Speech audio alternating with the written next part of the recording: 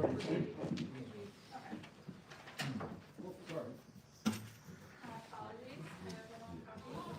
All right, so the word presentation for baby Galileo.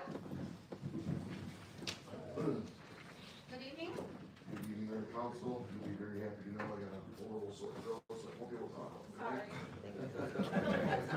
Sorry. You're welcome. Merry Christmas. Okay, first of all, I want to remind you what happened last month. About 2 o'clock in the morning, the officer's coming here. The Elson on the road. He's on call right now. Officer Elson saw a car traveling, a truck at a very high rate of speed, circled around to stop it. Our officers are out there 24 hours a day, keeping our city safe. And often when we pull a car over near 2 o'clock in the morning, first thing comes to mind, could be a drunk driver, could be someone breaking into cars, could be someone with a stolen car. We're hoping it's someone coming to or from work, a nurse or an auto worker, something like that. In this particular case, we found out really fast that Maria, you must stand up, was in labor.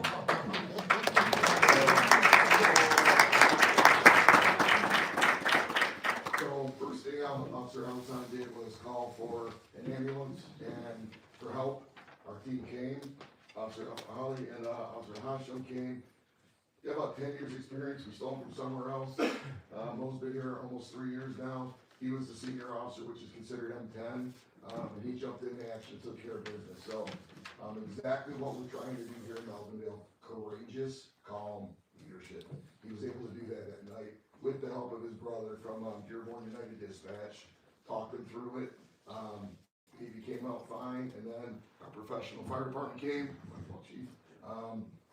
After the baby was delivered, they showed up seconds later, cut their umbilical cord, and did what they needed to do. So, you might put up, Maria.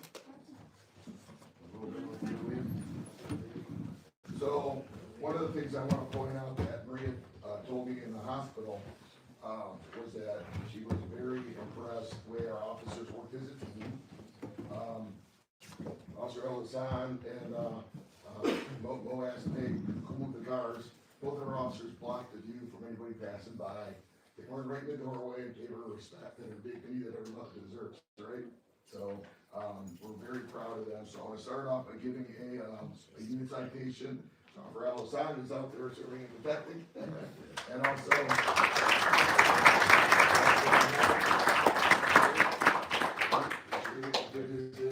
And then, like you said, I want to give a special thank you to Dearborn United Dispatch.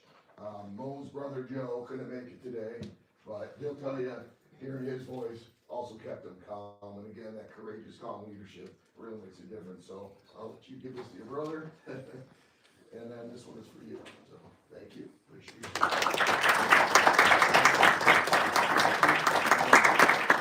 We did one for our fire department, but I know that she's going to do one for his officers too, over there also. And I can stop talking. Thank you, and yeah, obviously this is a spectacular run and a great coordination between the police department and the fire department once again. So we all really appreciate that. We had an outstanding crew at the fire department that day. Some of my favorites. We have our Captain Corey Silas, our firefighter Keith McKay, firefighter team Matt Loveland, firefighter Maria Deneen, fire engineer Jared Ormani.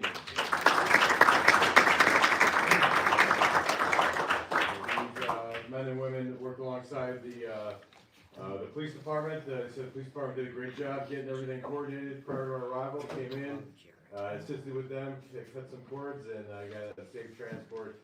And we're glad that mom and baby are doing outstanding. But we would definitely like to recognize our ladies and gentlemen along with our friends in the police department. So thank you all.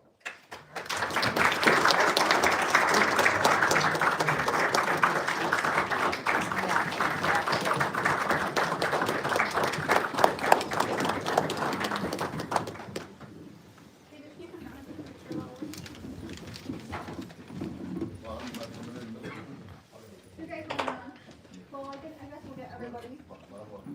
She gets up here with the police.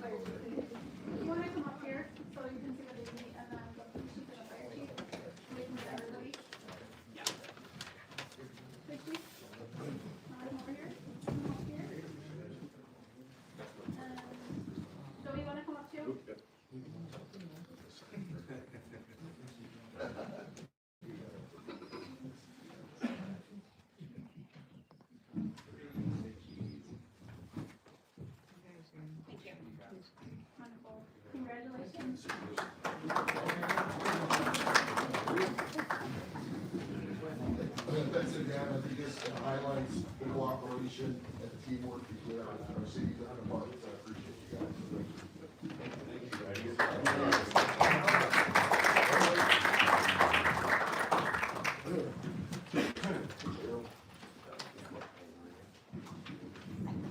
The next one, we're gonna keep brief also. One of the major things we're trying to do is get tools to our officers to help our residents and our people out there, especially the ones that are in crisis. We deal with a lot of people who are having issues. It could be anything, it could be addiction, it could be suicide, it could be mental illness and problems. And I was fortunate to take part in trying to get some funding for the Guidance Center in Southgate when I was next door. Myself, along with John Allen, who's in Riverview, and Joe Marsh, who's the Public Safety Director in Southgate. And they have a wonderful program. They call it Mental Health Rapid Response Team. I called it Friends in Low Places, because when you need help, you need people to be there with you, bring you up. So I'm gonna call it Rita and her associate. I'm gonna give you a quick demonstration. So what I'm asking for tonight is for acceptance for us to start this program in Melvindale. And I'm gonna let her explain the ins and outs and the percentages, but in a nutshell, we're gonna put an iPad in every police car that has one red button on it. Soon, it's gonna have a blue button also, I'll explain that in a second. But the red button, as soon as you hit that, when you're dealing with someone in crisis, a master's level or higher mental health worker comes on, and we simply go and we hand it to them.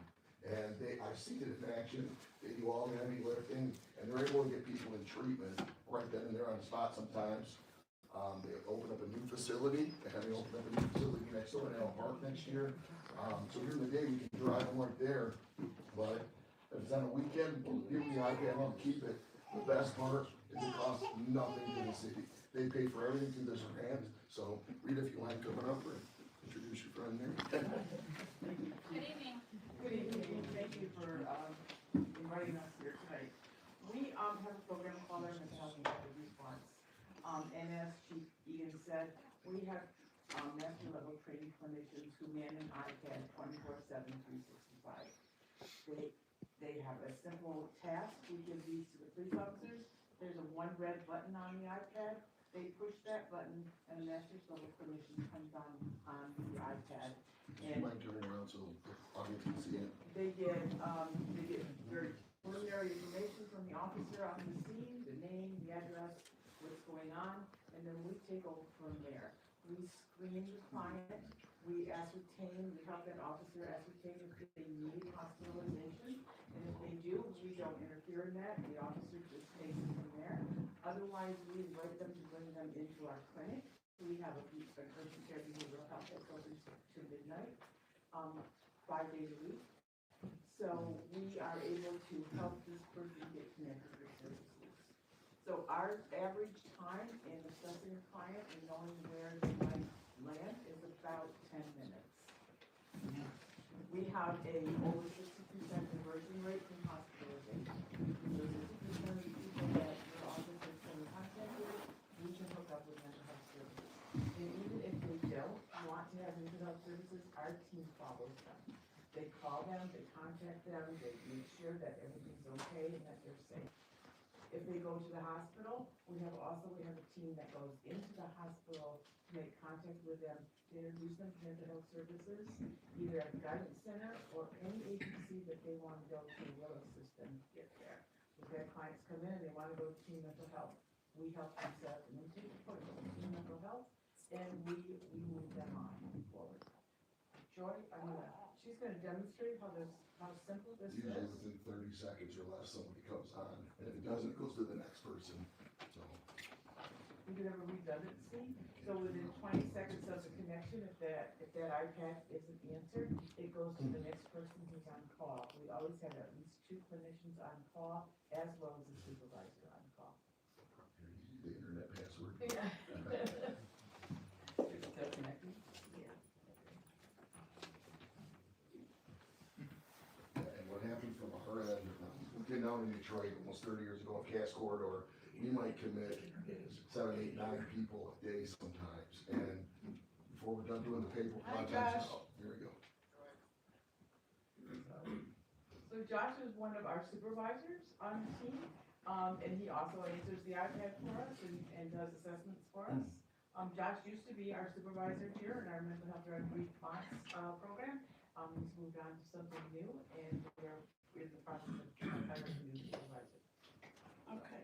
And then show them how, I mean, the picture is, very clear, you can talk to him, you can say hi, you can hear him, we do the assessment, process. The clarity is really good because you want to see facial expressions, you want to see eyes, especially in the event of psychosis or an addiction. Yeah, so that's why we went with the iPad route, so that we could put eyes on the client or on the citizen that your officers are working with. And as Chief Egan mentioned, we are in the process of also adding we'll call it the blue button. And that's for your police officers who are struggling with some mental health issues, who are maybe struggling with the call that they just went on, or a series of calls that they went on. Our licensed clinicians have taken a 50-hour course, to make them certified first responder counselors, so that they're in a very unique position to help first responders. I had the benefit of my wife worked at the guidance center for over 20 years in HR. So I got to meet Rich Castillo and a lot of the people there and talk to them about it, because where I was at, I was worried about some officers, some of their mental health. And the best thing is peer support program and mental health programs, and this should be confidential. And the people who have worn a badge before, if you ask them, they come back to the station, no matter what their run was, how you doing, the answer's always the same, right? I'm good. I can tell you, I can't tell you the names and how many people, but I can tell you last year, 4 people in Allen Park used it, including an officer at 3 in the morning at their very bad run, hit the button. So Rich got them trained in doing this. Pretty soon there's gonna be a blue button on there, so when they hit it, now they know well, this is an officer or a fireman that might need help. So not just Southgate, Riverview, and us, Allen Park, but Brownstown and Taylor's using it also. So it's using technology to give the officers the tools, especially ones that are still learning how to talk to people in crisis and things like that. I think it lowers liability, I think it helps them be more compassionate, and it gives them the tools to do the job, so thank you very much. They're gonna be, I'm gonna talk about this a little bit later, we're gonna have a department-wide meeting on Friday, and they're gonna be doing this demonstration for our officers to get them, and then we'll set up more training later, so hopefully this will be in the field, next week. I can tell you, the training we did in Allen Park, they used it a half an hour after it was given out. So, and they got people help, so that's what it's about. Thanks, everyone. Thank you so much. Appreciate it. All right, so now, is the builder for Livonia here? All right, you wanna come up?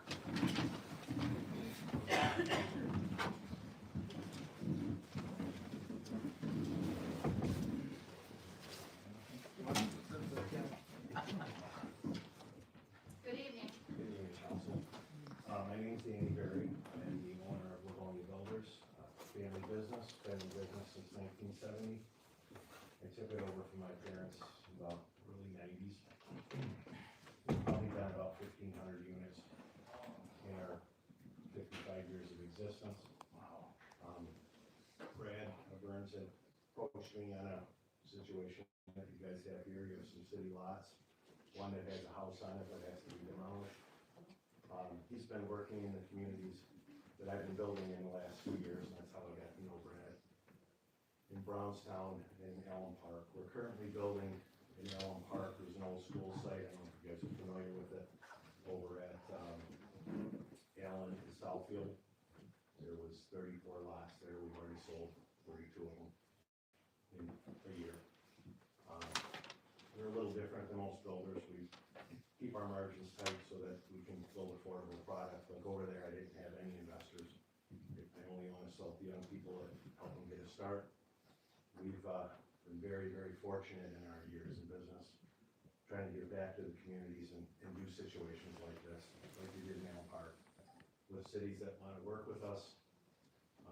I plan on building three-bedroom, at least 2 bath, maybe 3 bath homes, and an attached garage, starting at $220. I know that's unheard of. generosity of the community with what we're gonna do in taking down the house and cleaning those lots up. And we wanna reflect it back and help you guys get 3 new young families in your community. That's what we do. Fred, do you have a list of the properties or addresses, or what will be the addresses? Yeah, I do. The one he's referring to on Harmon Street, that's 17169 Harmon. There's a house that is in blight condition. Our DPW director's boarded it up multiple times. We've had multiple complaints with it. Dan here's gonna get that going, within the next 30 to 60 days. That house will The start. 15th, the paperwork is squared away. Right. Awesome. 15, okay. The other one is 19643 Harmon, that's a vacant lot that we demoed back in 2019. And then there's another one on 17506 Reed, that's right across from the baseball field. We demoed that house back in 2023. Awesome, okay. I can move for motion now, I can do it on my portion. Do I have a second? Support. All right, I have a motion by Jackson, support by Kirkbride. Any discussion? If I could, for purpose of clarification, Sure. the motion is to sell him the lots, and we'll work out the terms and conditions, between us, and you're gonna demo the house by you're gonna demo by 15th, and I have it tentatively on schedule on the 15th of December. We just have to get the contract with the, paperwork with the attorneys through. So, yeah, I mean, and it'll probably take a week, at this time of year to get it done. Any other, yep, the floor recognizes Celine Abueli. So the only thing is, from what I remember, there's a vetting process for all properties that we have. Is it clear as far as Yeah, this not is, being vetted out? yeah, these properties were part of a Wayne County sale that we got to at, so we can only sell them for so much. And the whole thing why this works is that we're getting bids between 20 and 25,000. It's gonna come out of the general fund. Some of the older lots, we have grants come out for that, well, these will come out of the grant fund, so we're gonna agree to, he's gonna agree to take down the house for the lots. cost, if I could, the cost of them is about 25,000 at least, and so he'll get the 3 lots for 25,000. Right. And he'll, Hold on a second. Do we know, because we can't exceed the amount that we paid for them, the tax foreclosure or whatever? Yeah, That would not, he's actually gonna get the lots for like $1. we'll sell him the lots for $1, provided he spends 25,000 to demo the house. okay. Yeah, that's the idea. If that's part of the motion, I think that makes sense. Uh, Because the lot's value, what we own the back taxes is nominal compared to the cost. okay, the floor recognizes Joe Jackson. And those new builds is going, you said it'll start at 220? And start right away. I'm just down the street in Elm Park, and I have to build these while I'm building those, because once I'm done there, then I'm out in Washington County. I'm not anywhere near here, so I've gotta do this now, or I can't do it. It's a good deal for the city. I've been trying to get him here for years. So will they have basements or will they be Yeah, stacked? no, Full basement, basements? yeah, full basement. So you need to do that soon. You're gonna pour concrete Yeah, down? I mean, we work through the winter. Okay. You might have a few days of the year that we can't do anything, but for the most part, we still go through. Awesome, super exciting. Welcome. As long as everything is well with the contract, I look forward to see you working on it. Perfect, thank you. Give us contact information, I talked with him. Yeah, we spoke with him on the Can you phone. give me his contact information? Oh, good, the attorney I talked to. All right, any other discussion? Seeing none, call the vote. Jackson, Yes. Abueli, Yes. Filipowski. Yes. Marcy, Yes. Frederick, Yes. Kirkbride. Yes. Awesome. Thank you, appreciate it. Thank you. Moving on to the Dearborn Emergency. It was to build for 3 vacant lots. Unfortunately, Sam Jafer was not able to be here, he had an emergency. He would like us to schedule a work study session. I do have a packet that he sent. And I have copies for everyone, I can put them in your mailboxes. This was sent, 2 years ago. I do have, a statement I would like to read.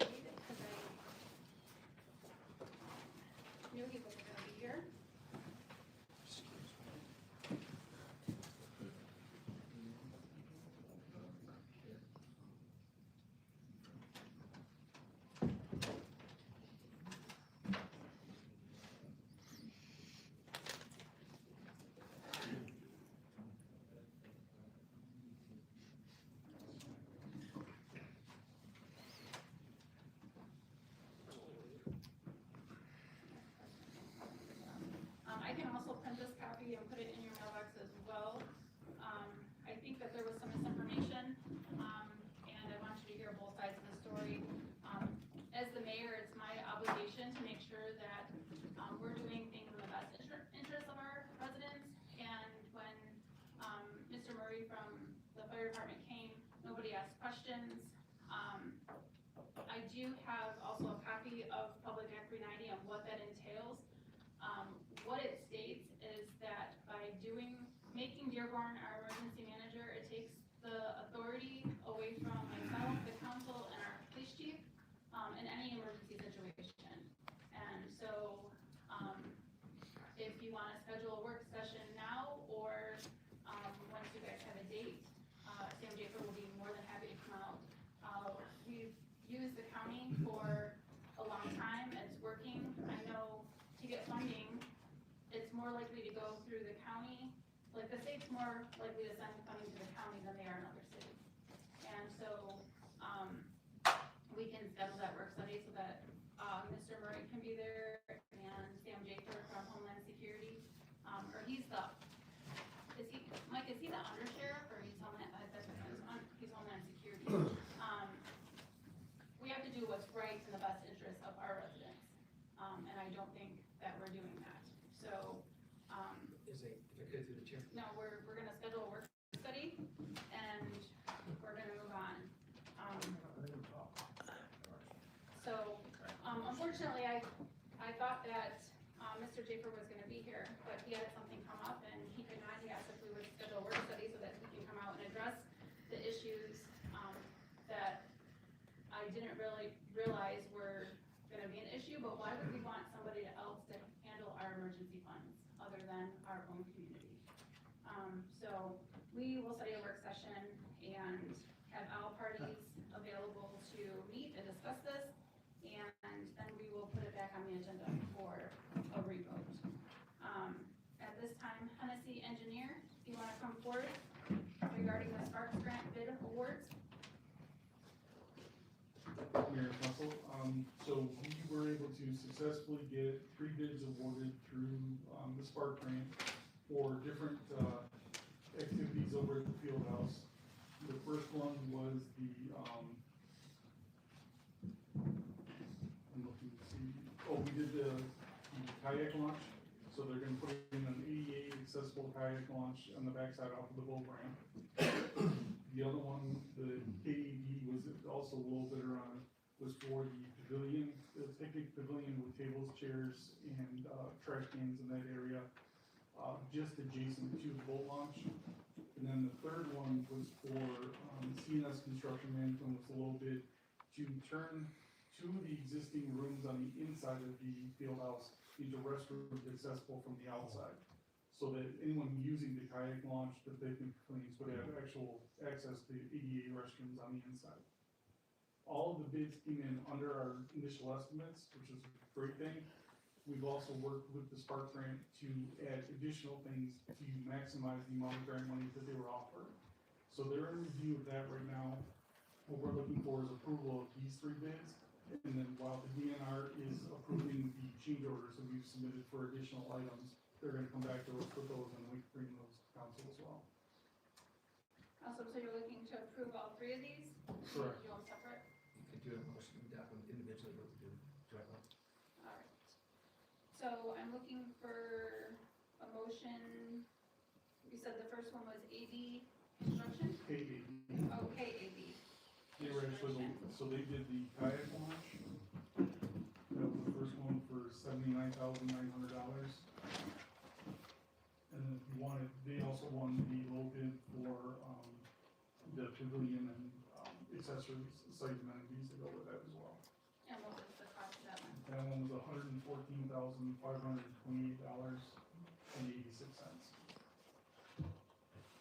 Okay, so that was for the kayak launch and the pavilion, you said? Correct. Alright, can I get a motion to approve KAB for the kayak launch and the pavilion? So moved. Support? Moved by Marcy, supported by Filipowski. Any discussion? Yes, Madam Chair. The floor recognizes Stan Filipowski. The kayak boat launch, is that including, will regular boats be able to like launch launch that as well? This will be a floating dock system that's put in, and basically it's at the edge of the concrete embankment, it goes out into the water just enough for a kayak to be able to be launched, but not for an actual boat itself. Okay, will it be on that pad that's Yes. supposed? Okay, because a lot of people use that for pelagic launch boats. Yeah, it'll be off to the side of it, so it won't interfere with actual boat launch. Okay, all right. Any other discussion? Through the chair. The floor recognizes Lim Abu Ali. So with these companies they contract or you hire to do the job, right? It's like the turf job, right? What a terrible job. What a horrible job. It's coming off, holes everywhere. I gotta meet with you there and we gotta figure something out. Cause it's a waste of money. And this is the same thing I told, Rich before. We wanted to plan to work for, the grant, the millions of dollars that we received for the field house. I've never seen it. I asked for it maybe 3-4 months ago. And every time that we do something there, we gotta make sure that we're not looking for the best price only. That we're looking for the right companies to do the right job. And I'm telling you right now, like everything that's been going on with the grant for the field house, it's not the right plan. Can I address it? So we've only had 3 projects done at the field house. One was the turf, one was the roof, and one was the parking lot. And I've heard no complaints of anything. Oh, I complain. The field I've understood was the lines, the striping, that's immaterial to that, but if there's damage to it, we can bring the manufacturer back out. Yep, we gotta come out and redo it. The other thing is, based on bids, all grants require the lowest qualified bidder to be the one that's granted the project. So there's no control over selecting who gets the bid, it's the lowest qualified bidder. The lowest qualified bidder? Yes. So let me ask you this, so if they don't do the job the right way, they're on the hook to come back and make it right? Depending on what we're speaking of, like the turf, that's a manufacturer's warranty. If there's an issue with it, then they would they have a warranty that they would come out under. For things like this, there's inspections done as they go along. I mean, kayak launch is a pre-purchased material, it's installed, if it's installed incorrectly, yes, they're on the hook for that, it's a maintenance bond, it's part of it. Okay. Every contractor submits a bid bond, then we go back and we do a pre-construction meeting with them, we go over everything, and then there's also maintenance and guarantee bonds and performance bonds. So those bonds are used to cover any defective work that they're responsible to come back and fix. Okay. Any other discussion? Floor recognizes Scott Frederick. Who determines if they're qualified? Through reviews, references, and other projects that have done similar, and then it's submitted back to the DNR for their approval. So these, we couldn't. DNR determines who's qualified. Yes. Any other discussion? Seeing none, call the vote. Jackson, Yes. Early, Yes. Philipowski, Yes. Marcy, Yes. Frederick, Yes. Carteret, Yes. All right, and then the other one was for CS Construction? C and symbol, Okay. construction management, CMS construction management, Management. and that's for $73,500. So the restrooms, Hold on a second, 73,000 500, for the restrooms. correct. All right, I have a motion by Jackson, supported by Marcy. Any discussion? Seeing none, call the vote. Jackson, Yes. Early, Yes. Philipowski, Yes. Marcy, Yes. Frederick, Yes. Carteret. Yes. All right, anything else? That's it. All right, thank you Thank so you very much. much. Thank you, Ray. At this time, I need an approval of the regular meeting minutes dated November 19th. So, Support. Moved by Philipowski, supported by Carteret. Any discussion? Seeing none, call the vote. Jackson, Yes. Early, Abstain. Philipowski, yes. Marcy, Yes. Frederick, Yes. He wasn't, yeah. Carteret, Yes. All right, communications from department heads, public safety, police chief. Alright, thank you. Get way easier. Alright, start out with a couple quick things. Friday, we're having a department-wide meeting for police officers. I wanted to have it a lot sooner. We met with their, MAP reps, the union reps for our officers. And I've been waiting for them to have a meeting since October 23rd. So they asked us to hold off before we talk to the officers. And things being what they are, they represent a lot of different cities, it didn't happen. So I'm not gonna wait anymore. This Friday, we have the department-wide meeting and, with the MAP reps there. We had a great meeting with them, agree on a lot of things and a lot of processes and things that should happen to move forward as a team with the unions and our administration. I'm excited about it. We want to ease fears. Rita is gonna be there from the guidance center. David Edwards talking about officer wellness and some of the programs we're gonna try and do to help heal this department and things like that. So looking forward to that. This Monday, we're having our shop with the cop with, for kids. And I'm happy to say today, Kelly O'Brien from, Expert Mechanical Heating and Cooling, they do our schools and things like that, donated $2,500. So that's absolutely gonna help us, more. So now kind of the little rougher news. Yesterday, we had an audit from the Rosso Group that you approved. Let me just say, we got some work to do. We will get there. It's all fixable, but we have a lot of work to do. I want to thank Lieutenant Rahman, who came in on his day off, helped us with some of the internal knowledge. Detective Dominguez and Heaney, helped. So they didn't just look at our evidence room, although they did. They looked at some of our processes and our contracts and how we do things. But they did an audit, both of our evidence rooms, and some things were glaringly obvious that could be corrected. I think the best part was, they got to see it, and then I'll set people coming in and say, hey, we gotta fix that. Lieutenant Rahman and, Detective Heaney went to property management school, and I think he absolutely has a different perspective now than he did a month ago on how evidence is supposed to be handled and things like that. So we got some work to do there, but I'm very encouraged by it. With that audit, there's a couple of things I think that were really obvious. We knew some of them, they exposed some more. A couple of things, in my opinion, and I'm probably every industry leader right now, we should start moving towards accreditation. What does that mean?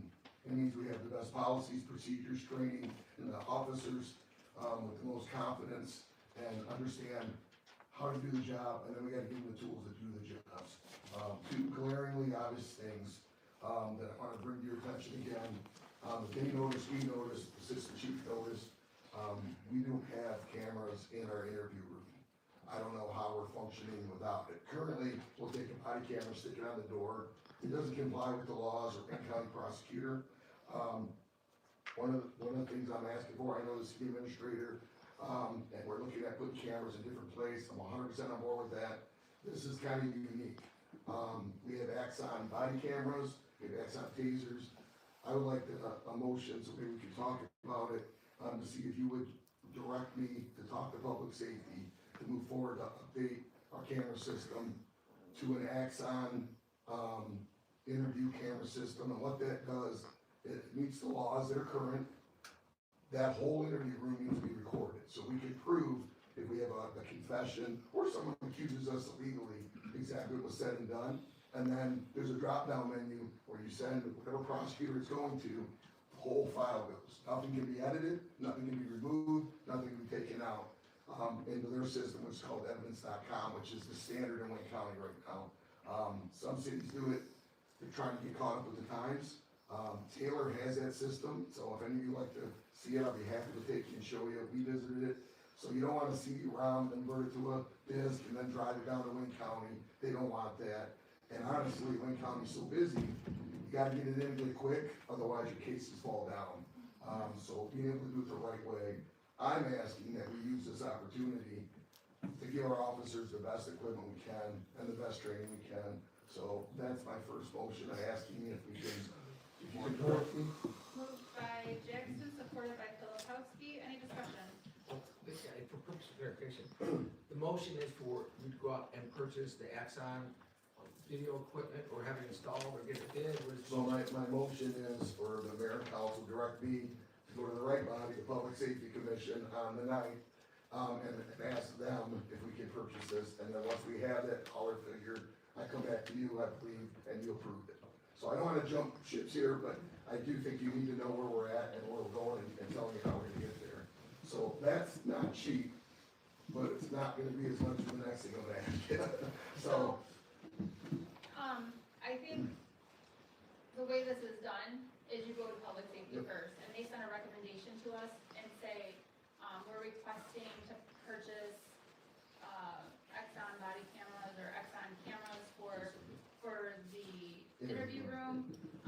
That's proper procedure. You don't come here to get approval and then go to them. You go to them first, and then if they approve it, then it comes to us. fair enough. Okay? At least wanted you to be aware of what we're trying to move towards to be a professional police department. Correct. On the same token, we had grant for tasers, we didn't spend that money for the grant, instead we got tasers.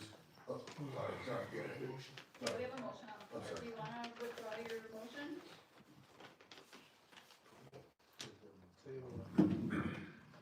You want, Okay. unless you wanna vote on it, You can table that. point of order. Yeah, I withdraw my motion. Okay, and you retract your, okay, so there's no more motion on the floor. Go to public safety first. I'm I sure will. they'll be more than happy to Yep. send a recommendation, and that will it will come before this body, okay? So, I guess in a nutshell, I want to advise you that that's what we're planning on doing. sure. The next big item, which is causing some problems, is we got tasers from another department. They're antiquated, they're not new technology, and they're getting us in some trouble. So this is the one taser we have. Want to scare anybody, I'm gonna fire it, but it's not gonna go off or do anything. Want to show you, there's probes here, okay? This is 50,000 volts. That's called drive stun when you put it in a person's body. The new tasers and the Axon that use those don't recommend you do that in this capacity anymore. So we had to put out an order saying, let's not do that.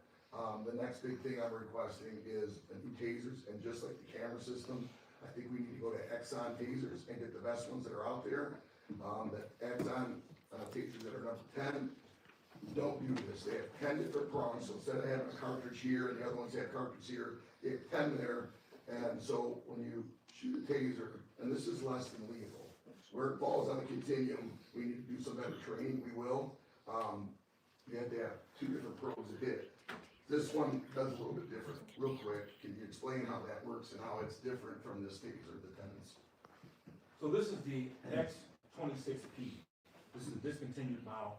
Axon won't sell it. They actually want every one of them back. They're actually buying back from you if you offer it to them. This particular taser has 1 cartridge, fires 2 prongs, hits you with 50,000 volts of energy. The new taser, the X10, which is the industry standard now, has 10 prongs. It'll fire 2 at a time. You can fire 1, but it will fire 5,000 volts. So a lot less hit, but it's a lot more effective than the 50,000. How many times can you do that? This one, you can go as many times as you want. You can keep going till the battery runs out. The new X10s will only allow 5 shots. So, And it's recorded. and each shot is recorded, it's downloaded into Axon. You can see as supervisors how many times it was fired, what time it was fired, and how long it was fired for. So it eliminated the drive stun, the X10s, they do not have that function anymore. It only uses prongs. They're a much better product too. With 10 shots, if you have people fighting, multiple people fighting, you can in theory fire shots at each person that's involved in the fight to stop them from fighting. Instead of firing 1 shot, I have to say from experience, you have to pick which one you're gonna shoot at. You feel bad for them, because only one's gonna get it. But now you could actually stop a fight with multiple people by firing multiple shots with the X10 taser. Again, they don't sell these anymore, and they actually are buying them back because of liability. Any questions? Yeah, floor recognizes, Stan Filipowski. So this one, it's a 2-prong, you have to have 2 prongs in order to make contact, but Exactly right. the new ones, it's just 1 prong that has to make. No, the new one's still two prongs, but for example, a lot of times you miss with your deployment. Okay. With the new tasers, if I miss, 1 hits you, 1 misses, I can fire it again. The taser knows that 1 made contact, 1 didn't, it'll only fire 1. It'll make the contact, make the connection, it was safe. Through the chair, floor recognizes John Kirkbride. A year ago, we got a grant and made a motion and had a resolution to buy new tasers.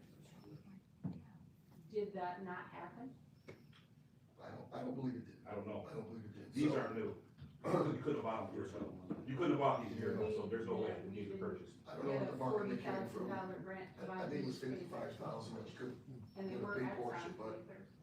yeah, but like you said, we're trying to look forward, not backwards, you're right. I don't think that money was used. I don't know if it's still available, probably isn't, but, we'll go to public safety and then come back to you with that. Okay. They never voted to, yes. So, No, you said they this is never gonna be voted to pretty buy them. expensive. What do you We think got the it's gonna grant, cost? they never voted. So the tasers themselves No. would probably be similar to what. you would Gillian, pay they for tried to there. get The them. cartridges are They a big never voted expense, for and it. it's a yearly expense, so they don't hit you all at once. I'd rather come back to you and get that number once I know, because I know it's not the same as what it was last year. I'm saying it's probably gonna cost $100,000, which is probably not 1% of one of the lawsuits we're gonna pay in Georgia because of improper tasers. So, Good, Chair. Floor recognizes Wheeler Mercy. Yeah, that's my statement as well. I mean, right now, we're in litigation, evidently over that kind of taser, so, wow. A year ago, how was that brought forward? I mean, I wasn't here a year ago, I may have been here a year ago. But how was that brought forward in a grant without, not the proper taser brought this forward? Because right now, you will be without tasers. You're not letting them issue those right now. we already let them use, we are letting them use the tasers, but only in the proper use of, they can't drive stuff, they can't take the cartridge off and put it on someone's body. Okay. So, Which what Axon doesn't want. Yes. which it does take away, a tool for these officers, but, we felt, under the circumstances, until we get training back up, and we have a lot of training scheduled, which is what I'm gonna talk about next real quickly, but, we will get there. We will get there. So Tuesday, I'll talk to public safety, and then come back first of the year, once we have the prices and figures, and hopefully in January, move to do this. Yeah, it doesn't look like price is gonna matter, because we're gonna buy them one way or the other. You don't wanna discount and go get something else, and then it's not serviceable, and you can't maintain it, stuff like that, so. Mr. Chair? Go ahead. Floor recognizes Lima Bulfelli. Ask the question, where did the money go for the first, grant? Did the grant funding ever go into the general fund? So the way the grants work, and I'm not familiar with this, if we did get the grant, it would have been a financially, FTCBG grant through the state, which I submit, but through police giving me their wish list. They go out and acquire whatever they've asked for, which would be the tasers. Then the state would only give us money back after they have spent it. It's a reimbursable loan. So we would have to look to see when this happens. So you can find out where the money went? The money probably hasn't gone anywhere if they didn't do it. If they did do it and bought those, this goes through the police department. So Reimbursement, so we need to say the answer next meeting?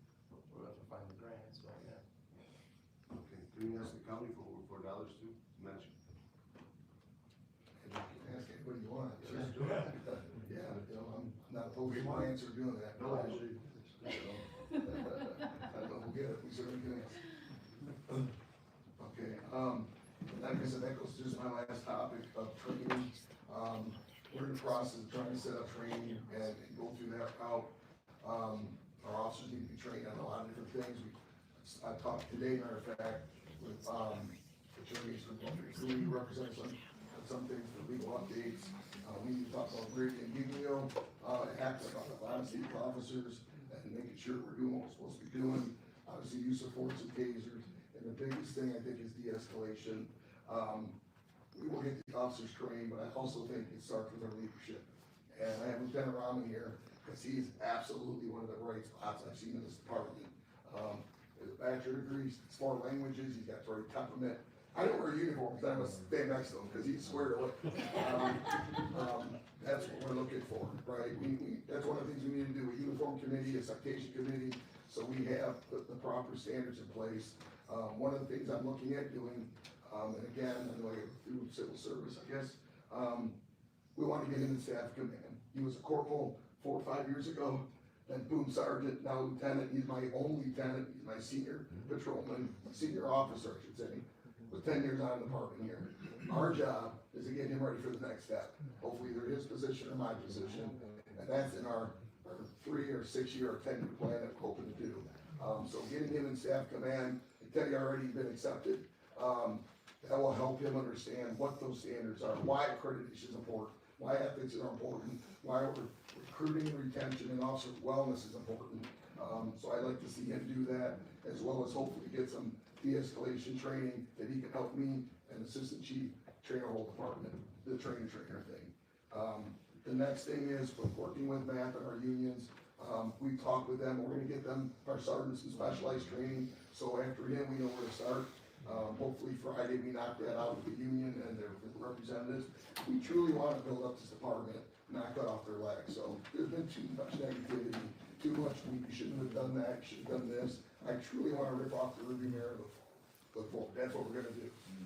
The last thing is part of the things that in my contract, in the Assistant Chief's contract, is we have a training budget for us. Part of our training, our professional development, I'm gonna ask public safety and as well as you, it does say that Mayor Council has to prove that he and I can both attend, the accreditation / Chiefs conferences. There's one in Grand Rapids in February, I think 4th, very cold, very miserable, and then they actually have one in the summertime. I don't know if that's proper to ask for that motion now, cause it does say Mayor Council It approves would go to that. public safety first. Okay, So I will go do that. Next public safety, and then it would come back on the, 60. Yeah, Lieutenant Rahman's gonna handle the council meeting on the 17th, he and I are gonna handle some other issues then. Last thing I'll just tell you, because we do want him to step up in some more leadership positions, he does everything there, he needs to do more supervision. I think part of the problem we have here, and not a knock on anybody, but he's answering runs, he's doing schedules, he's handling overtime, which is great, he goes great the supervisor part. But we've operated this department on a deputy chief and out and answering calls and backing up officers, what we absolutely will do. We're full sworn law enforcement officer, our MCOL numbers are valid through Melvindale. We absolutely have authority to arrest and do whatever we need to do to keep our city safe. But that is not the role you hired us to do. And if I'm doing all that, that's how I see a lot of the things fall through the cracks in the last 10 months. So, just so you're aware and all the public safety know, this last month in November, we had 837 incidents, impounded 20 cars, pulled over 615 vehicles and wrote 531 citations, and we arrested 35 people. I can tell you, last month, we arrested 75 people, and the time before that, arrested almost 50 people. So, this department with 15 officers right now are working their butt off. Our goal is to keep them, train them up, and get more people to help them. So, that's what you hired us to do, that's what we're planning on doing. So, any other questions? can you give me those stats one more time, that 837? You know what? You went really quick. You can have this. Thank you. I appreciate it. Well, Lieutenant, is there anything else that we can get you to do, since you're doing such a great job? Oh, no. Thank you. I wasn't planning on talking, but judging by, the lack of your voice, I'm looking forward to staff in command. I didn't know I got accepted, so. You'll get the letter soon. Okay. But So public thank you. safety's got us approved you before, we can say yes, yes. I was unsure how to move about with this, but, these two gentlemen have, encouraged me to go, so I'm looking forward to it. It is in February, so I'll try my best to prepare myself for it while I'm handling everything here, so. I do a lot here, handling impounds, the road, firearms, training, FTO coordination, it's a lot. But through that, I have acquired, my unique way of dealing with and juggling, different tasks, so I'm cautiously optimistic, I think I'll do fine, so I'm You looking will forward be to fine. it. It's a 10-month program that he goes to Eastern, it's actually at the airport, for 1 week a month. So, yes, we don't wanna lose him for a week. I think in the 10 months, it's gonna be worth its weight in gold. Commissioner Alvarado just finished it. Daryl was our class president, and I was vice president of our staff command. It is a great program. I think it should be at the sergeant level, and then once you get up to the lieutenant's rank, where like he's at, maybe a few years from now, that's when you hope you can get in the FBI Academy and get that before you become a chief. So all that knowledge doesn't go a year or two as soon as you get it. You told me it's in Hawaii. Yeah. It's in Romulus, buddy. That's why I agreed to it. But he's doing a great job. He's doing the TR 52s. We're doing the impound right. I can't say it's always been done that way. That's the other thing that we're gonna ask for and talk to the city administrator. We got hit cameras in our impound. I was told 6 times they got broken this year. We're responsible for those cars stolen out of our police impound. We're gonna have to spend some money to get us where we're at. But this mayor and council has done exactly what you said you do, supporting us. Same thing with Public Safety Commission, so if you give us the tools, I promise you, we can help this department. Yeah, he was nervous about going. I tell you, he's gonna be great. He's a great writer.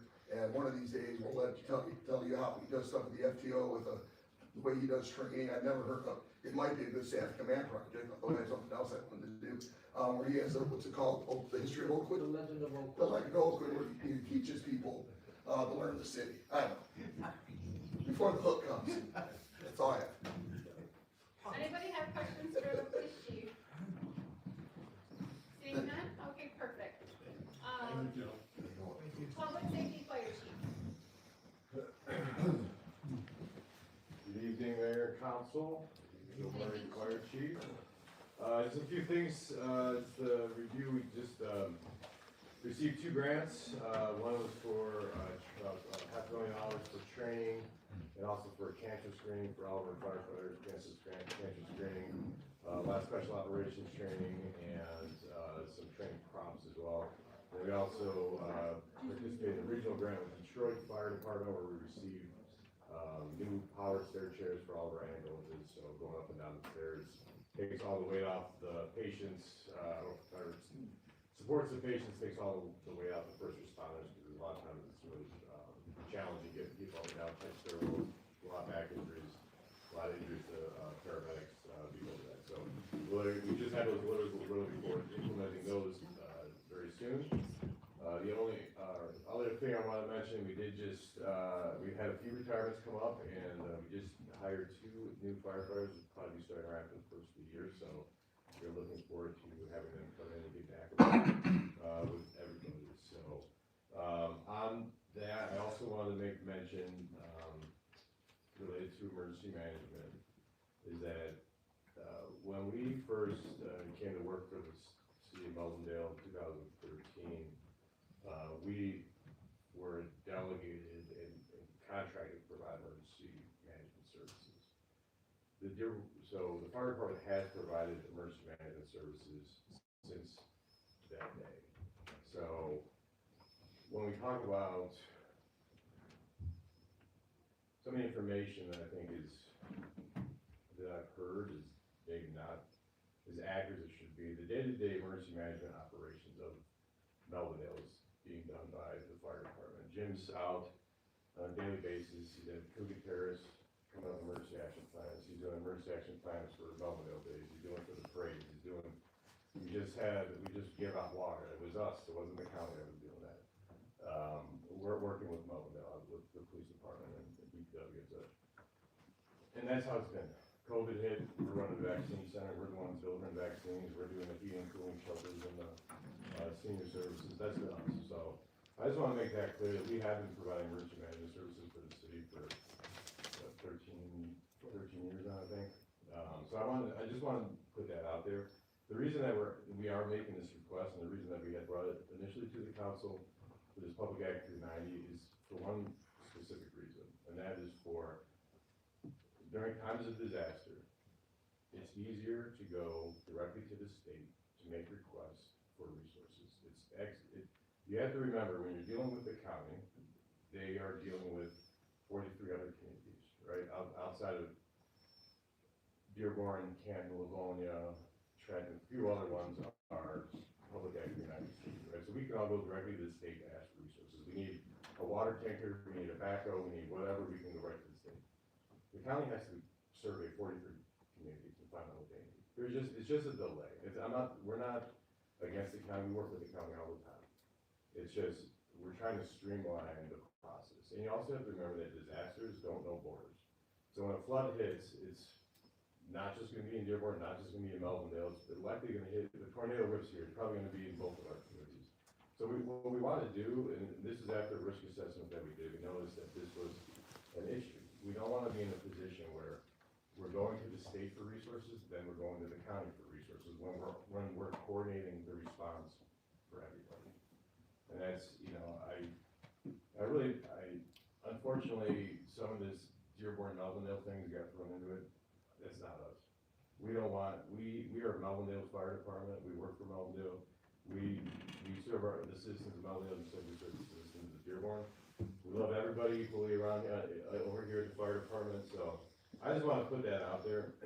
When we did the initial, request with council, when they passed the approval to be the Act 390 city, I did provide the act to everybody. So I would encourage, if this study session is to happen, I would encourage all the council to read that and find out what it does and what it doesn't do. And what you will see is no authority is getting turned over to the city of Dearborn. Melvindale is a home rule city, just like most of the cities of this state. You guys, you control all of that. All we're trying to do is you have to get access to resources quicker so we can better serve the citizens here. That's all it is.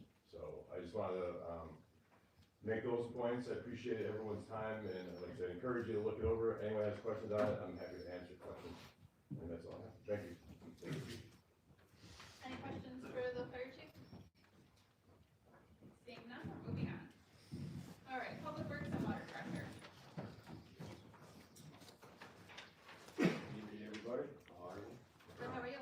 Good.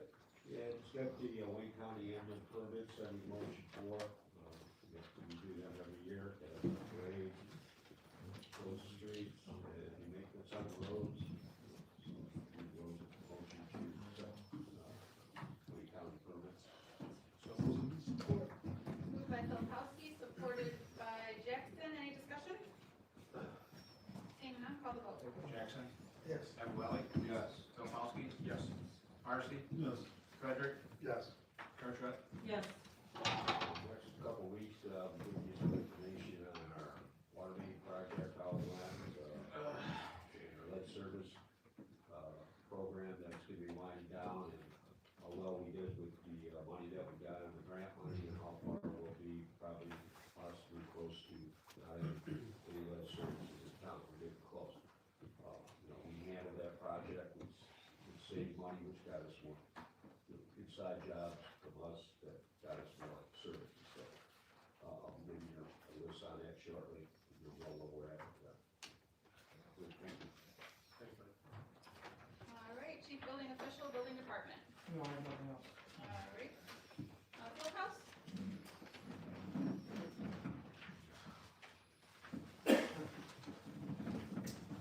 Hey, everybody. Hello. I have, one thing, there's a lady that called me 2 weeks ago. Yeah, I can. I forgot my mic tonight. Sorry, guys. A group called Just Between Friends, and they do basically like mom-to-mom sales.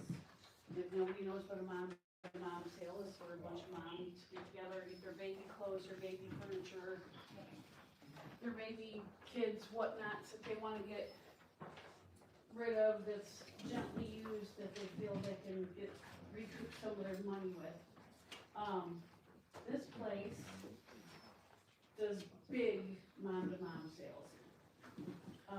They would like to rent out the field house, both fields. So what I gave you there just tells a little bit about who they are. She's wanting to do 5 days in the late spring, so when we don't have soccer, or early fall. I told her we voted on a price of $5,000, $3,000 for 5 hours at a time to rent the fields. She said they have a limit of like $10,000. And if you guys wanna pass this out, it tells a little bit more, but I didn't want it, it's a lot, and I didn't wanna use all the paper, and, it just gives in more detail about how they do it. But so I told her about $3,000 for 5 hours. I talked to Rich, he said, find out how many hours they wanna do this. They wanna do from 8 in the morning till 8 o'clock at night. I told her, I said, I don't know, I have to run it past you guys. They're going to make money off of this. Part of the money that they make, it's almost like a consignment thing. The people that bring the stuff get a portion of the money, and then they donate another portion of the money to charities. so they're giving back to the community, but I just need some guidance on whether or not we should now, on the plus side, we'd be making money on the facility when we normally wouldn't be. I did ask her, cause I was concerned about people bringing their things from home into the building and possibly pests, if you will, or bed bugs or whatever. She says they have a thing, they screen everything, they can do it outside with tents, cause people just drop stuff off. So they could do it that way. They have ways to sanitize and spray and whatever if they need to. So like I said, on the plus side, it would be during a time where the fields would not be being used. You know, we have to pay a couple people to be there during that time. Lighting, there more likely wouldn't have to be any heat that's being used, could be late spring or late summer / early fall. So they're saying $10,000 is the limit. So I don't know if we could give them 5 days for 10 grand. That would be, you know, if they're doing 12 hours a day, 5 days at 60 hours, it would be way less than what we would charge for somebody who was doing the 5,000 or 3,000 for 5 hours. So keep you on your math, like you but, Through the chair. Hold on 1 second, we need a motion on the floor to discuss this. Support. Moved by Filipowski, supported by Kirkbride. Any discussion? Yes. So, Floor rec- who said it first, Judy? So floor recognizes Celine Abouali. Can you have her come into the next meeting and explain this more, and you can ask her a few questions and stuff? I can answer, sure. That'd be nice, so we can have a better idea. Chair? Floor recognizes Dan Filipowski. I understand what our hourly rate is for our, I'm gonna call it peak time, when we have soccer and stuff like that, but like, we kinda have like a dead zone, like spring through summer in the fall. So maybe we should look at this and possibly lower the rates for off peak time, so that we can at least get some money when we get to the building. So I'm not opposed to it, but again, if it's not in high demand, we shouldn't have charged them high demand prices, in my opinion. So maybe we can, again, look at off-peak rates. Well, my thought was, if their limit is $10,000, and if we charge them $10,000 for 5 days, we have, you know, 2 people there per shift.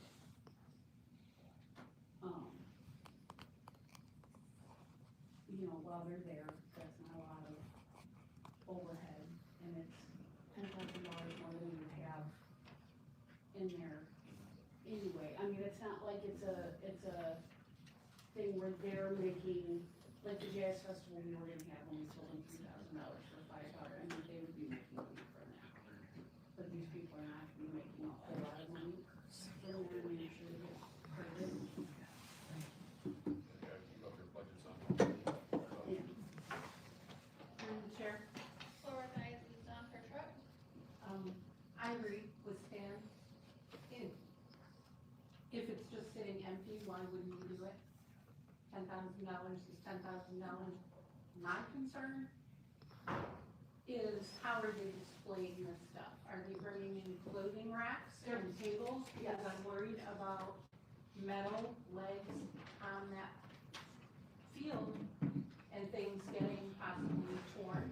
Well, there's a whole bunch of rubber under that field. They're not bringing anything that would have any sort of sticks or sharp things like that, because I mentioned that to her as well. Yeah, because I know most of them have like a rubber cap on the bottom of their metal legs, but what if the caps are missing? Then they have, it's just an open steel bar, and you don't want to put a bunch of weight on a table, and now you're putting holes in that turf. So I would only worry about that. Right, well, Is to make sure damage, that they like have all possible the, damage to the turf. yeah, proper things to put on the turf. Okay. Other than that, I don't have a problem with it. I think if we're gonna get $10,000 to rent it out for 5 days when it would be sitting empty anyway, why wouldn't we?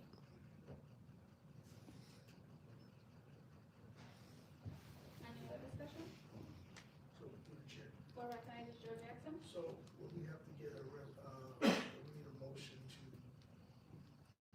change those, or will we just allow you to do that? I just imagine just allow me to let them do that. Hey, Chair. Will recognize Wheeler Marcy. I believe that with that fill out standard, we do need to come up with some kind of schedule, just like this is a special, I mean, we could go in special approval each individual, event, which would, I don't know which one would be better, but we need to give at least some guidance, because people have ideas, just like the, jazz concert, right? Yeah. Jazz concert that we approved here not too long ago, you know, that guy's got an idea of 5 hours, come down there, play jazz, in that big, you know, event, and we're gonna make some money there as well, but, you know, we start putting that out there like that, having bigger events, we have to have some kind of guidance to write that out, or give her some kind, you know, I just had, you know, what she said, the reference she had was, is to go off of the $3,000 that they're charging for 5 hours for a jazz event. Okay, so, maybe come up with some guidelines or whatever the case, or have her come up with some guidelines and kind of pre-approve it, so they have some idea. That way, Chair. Hold on one second. Wheeler, were you finished? yeah, the schedule, once again, like you said, would just be guidelines. That way, the conversation can be back and forth with whatever individuals on the phone, and if that looks to be something that they can do, then they come down, that way it doesn't waste their time on each event, you know, so. Through the chair. Will recognize John Kirchhoff. We did do that, and that, I believe it was $2,500, was that correct? For the rental of the field during off-season for those type of events. It wasn't just for that jazz thing, it was for any event up to a certain number of hours. Yeah. And we did it already. Yeah, And I'll go back through and find a resolution if you need me to, and change it. Through the chair. Will recognize Slim Abawali. I'm a little confused, because what's the point of the Parks and Recs Commission if they're not getting involved in these things? So the recreation is not part of it, the field house is not part of it? Yes, it It's is. a rental for the building. No. Well, it's an event too, though. Not a city event, city's It's not not a doing city it. event. It's not a city event. Excuse me. Makes sense. Any other discussion? Seeing none, call the vote. Jackson, Yes. Cadwelly, Yes. Philipowski, Yes. Marcy, Yes. Frederick, Yes. Bertrand. Yes. Through the chair? Yep. Real quick, Renee. So, I know I talked about it last year when we were renting the field house for soccer. I had a game last Sunday. I went in there and, they had the same exact, people that were renting last year. And, the corner of the building, I seen a little kid holding a can of beer. Did you That's call what I the did. police? Did I call the police? Here's the thing, Renee, though, it's not my job. I'm gonna rent, I'm playing soccer. It's not my job, call the police. All right, cans of beer everywhere, in trash cans. There were 10 gentlemen just standing, drinking for like 3-4 hours. No one said anything to them. Okay, and then, by the way, where did the chief go? What do you need? Assistant Chief. So, what we need to do is we need to put down, because the next thing we'll get is a big lawsuit, because these kids are all around the building, and we have alcohol in it. And the policy in that building is no alcohol. If we have to terminate them, we gotta terminate them immediately. That's what we need to do. This is an ongoing issue, it's been going on for so long. We need to put a stop to it. It's gonna fall on us. I'm telling you, I had to talk to the parent to not do anything about it. But his kid, they never had a can of beer in his hand. Through the chair. Will recognize Wheeler Marcy. Do you have any police training? No. AC, do you have any police training? I know you do, brother. Okay, would you rather have a field house director a 19-year-old field house employee and say a 40-year-old field house employee address people that are drinking alcohol?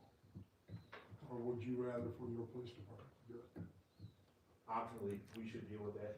I mean, you know, if it's someone you know, you say, hey, don't do this here or something like that, but you want to be very careful engaging people who don't know that they can. You don't know how that's gonna spin, when it's all said and done. So, you know, I just kind of walked around, not sure what's going on, but I would say, just to answer your question, you probably want to avoid engaging with people that have been drinking, if you can, and just call us and let us take care of it. That's what we're trained to do. We have the tools for it, we have the resources for it, we have, you know what we're doing, know how to address it. As a child, something, as a child, we need to address that parent.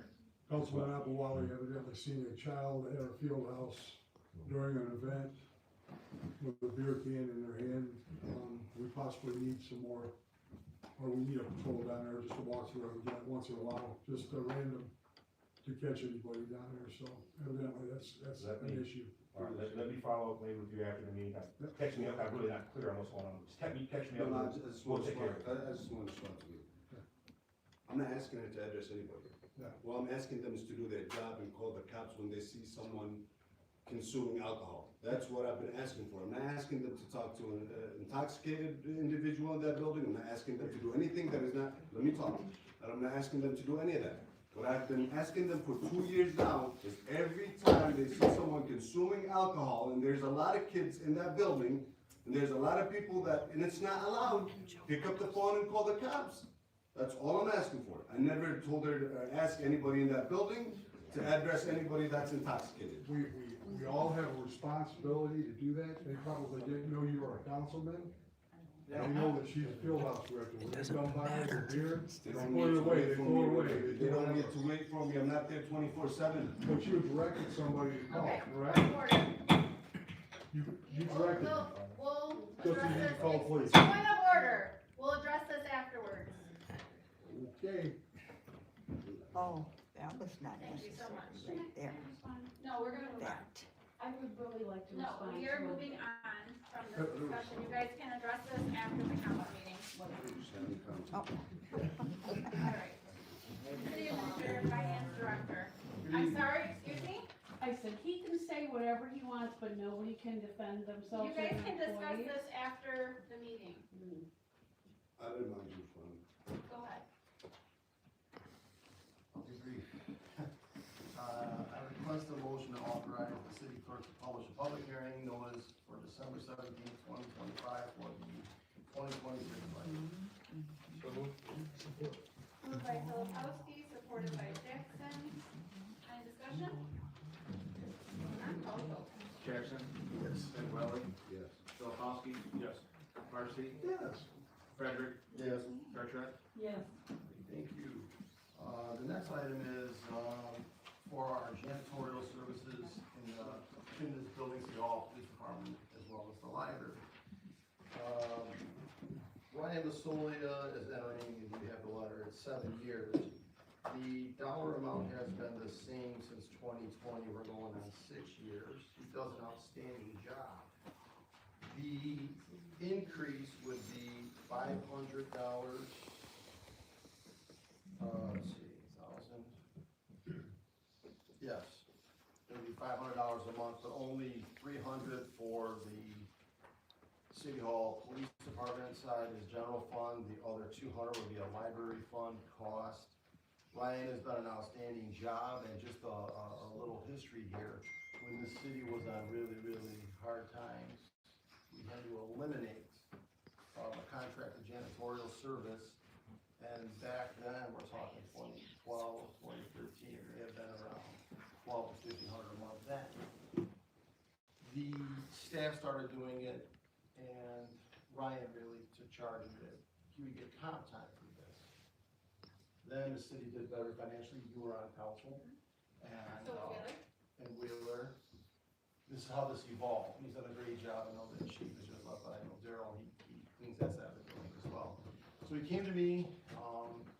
I can say this is deserved. The city can't afford it, as well as the library fund. So Chair, so moved. Point of order. requesting the motion for the increases for the janitorial services, Glenn, so yeah, 300 per month for City Hall and 200 per month for the library. Moved by Marcy, supported by Jackson. Any discussion? Yes, good, Chair. Floor recognizes Stan Polkowski. What is the current, pay that he's getting right now for this? He is getting 900 a month. He's getting 600 a month. No, he's getting 1,000 a month right now. 600 to do City Hall and 400 to do the library right now. He's asked, that's 1,000. He's asking for 300 more, 200 more, another 500 a month. So it would be 1,500 a month. Out of two different funds. Through the chair. Floor recognizes Marcy, Wheeler Marcy. Yeah, that's what. Sorry. But, with that, he does an excellent job. He puts a lot of time in there. The library is a direct shot of my living room window, and, he spends a lot of time over there after hours cleaning it, the library that I know of. So $400, you say he gets $400 a month for that job? It would You be always at $700? No, No? $200. Oh, $600? With that being said, he's putting more than that, it's amount of hours over there. So, and the libraries are as follows. So, Any other discussion? Chair, one other question. Hold on one second. The floor recognizes Salim Abu Ali. How many times does he clean a week? I mean, a month? Oh, I don't know his exact hours, but it's pretty much constant while he's here, whether it's here, on that side. Fair enough. Good, Chair. Floor recognizes Stan Polkowski. Does he also do the field house as well? He doesn't do the field house, he only does City Hall, police, and then the library. Okay. Any other discussion? Yeah, through the chair. Floor recognizes, Scott Frederick. So, he's not on it. When we awarded this to him several years ago, when Wheeler was mayor, I thought this was I didn't realize this was an open-ended contract. I thought it was for X amount of years. And then, so he's just gonna keep this job forever? Well, We're never gonna put this out for rebid or anything? again, I was speaking how it evolved, so I don't, you have two separate places to bid, because you have the library, it's not part of the general fund, and then here, I really gotta believe, so if you're talking the library, 600. We don't need speculation. Okay. I'm just asking a specific question. This hasn't gone to bid, it never has. Well, no, it did originally, because I voted against it, because I thought there was a conflict. A with him bid being the for this, city it's never went to bid, I told you how it evolved. We had to approve him on the last council, we had to approve the contract for him to do it. And I thought at that time that it was a 3-year contract or a 4-year contract or something like that. Now, we're 7 years later and he's asking for more money. And as far as we know, he's gonna keep the job forever. That's up to the city if this body wanted to change anything, but he's currently doing a service, he's been doing it for 7 years, he's just asking for an increase. He hasn't had a raise. $100,000 a year, is that the math? I understand. So I don't know, it sounds like he wants to send us out to bid right now. Well, I just thought that any kind of types of service like this went through a regular process of being rebid every The 3 city to is 5 required to years. do bids over $25,000. That's what it is, $25,000 you're required to do bids. This is not $25,000. Do this here. Floor, are you finished? I'm sorry. Yeah, go ahead. Okay. Floor recognizes Salim Abu Ali. So it's not even about the bid, like, so doing a contract in any way you can put, certain time for it. And that's a good point to, give a raise at the end of the contract, even if you're renewing it. But giving it a time limit should be, a good idea. So if we're gonna give, I mean, I don't mind him getting paid more money if he hasn't had a raise in 4 years and he's doing a great job and all that. But let's change the, like we said on the contract that, for, let's say there's no contract for 2 years. And then every two years we renew it and then we can, give him a couple more dollars if we need to. And if we feel like we need to hire someone else, at least we got a contract that can be like, hey, we got someone to replace. Hold on one second. Do we currently have a through the chair, I don't know if there's no contract, so this is up to this body. He approached Point of me, order. this thing evolved into this. If you're questioning a bid process, the bid is not required, it's under the 25,000. If somebody else would like to come in, I guess they could always come and we could bring it to council. But that's how this has been. There is no contract as far as I know. I think this body, not this one, it goes back 7 years. So. So that was before the You guys were previous even body here, was correct. even here. Right. The floor recognizes Joe Jackson. So, making a contract, putting a time limit on anything, we're just locking in. We can get rid of them anytime we want to. If it's not a contract, if we wanted to have another service, we can always get somebody, say, hey, we got somebody else to do it. So it makes no sense, we just. No, that's, sorry, through the chair, that's not how contracts work, there's always, you can terminate for just cause in any contract, that's contract language. You don't have a contract, that's what I'm trying to Right, tell you. yeah, so how do we fire him now? We know, Hold there's on a no, second. If we were gonna fire him? he doesn't have a contract, we can fire him anytime we want. Point of Whichever order. calls. So, I don't understand, like, he's been doing the job, is all the tension because he's getting a raise, or Are you talking about for me? for anybody? Yeah, What- no, I have no tension, Okay. and I don't, as far as I know, he does a great job, and that's fine. I have no issues with Ryan, I just, I come from the federal level, and at the federal level, we did things different. And so I guess that's kind of what I was looking for. I mean, if you're just gonna tell somebody, okay, you get this job and you get it forever, I just think that's kind of not a very good precedent to set. Sure, the floor recognizes Larry. This is basically an employee at will. There is no contract, there is no union, there is no anything. So at any point, if the body feels he's not performing to adequate level, and once wishes to go to bid, you could simply just tell him your service is no longer needed and go to bid. So it is an employment at will situation. I understand that, so, All right, this one clear. but at a point where it's going to cost the city more money, when he's asking for a raise or something, would it not be responsible of us to look at alternative options as opposed to just saying, okay, here's more money for you? So I can respond to that. I have family members that do cleaning businesses, and roughly for commercial, you're looking at $50 an hour. I don't think the amount of time he puts in, I believe this is less than $50 an hour. So if we were to have an outside agency to come in and bid this out, I can guarantee you, you're looking, and like Rich said, it's gonna be 2 different facilities. So they're gonna come here and bid this facility, and then they're also gonna bid the library. We're definitely gonna be looking, I can already tell you that it's gonna be a lot higher than what we're gonna pay Ryan. The floor recognize, are you finished? Yeah, I guess I am, because, I mean, I'm not, apparently I'm not making my point here properly. It's not about what somebody else was bid, it's not about, we don't know what we're paying him an hour, because we don't know what hours he works. We don't know how often he cleans. Yeah, the place looks clean. So he's gotta be doing something, right? Yeah. I can tell you that Ryan takes out the trash every day. He cleans the kitchen. He does a deep clean of both of the bathrooms, I believe, every 2 to 3 days. He also cleans the police department. I believe he does that once a week, and he comes in on a weekend to do it, because that requires more attention. And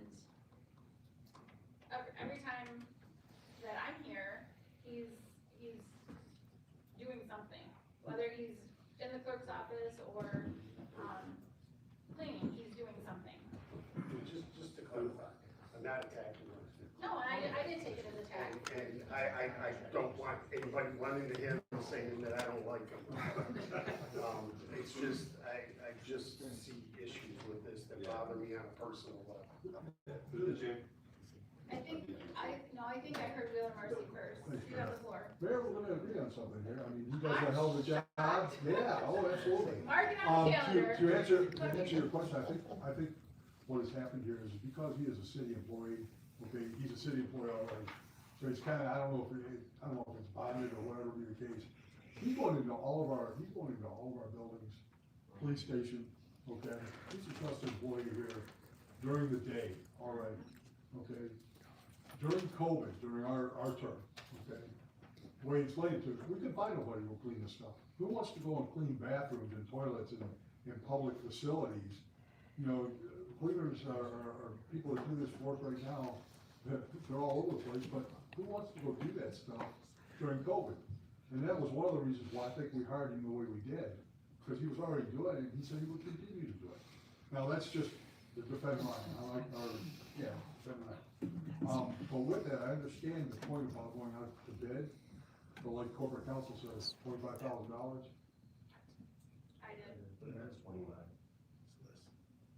Or, yeah, he did say that about that.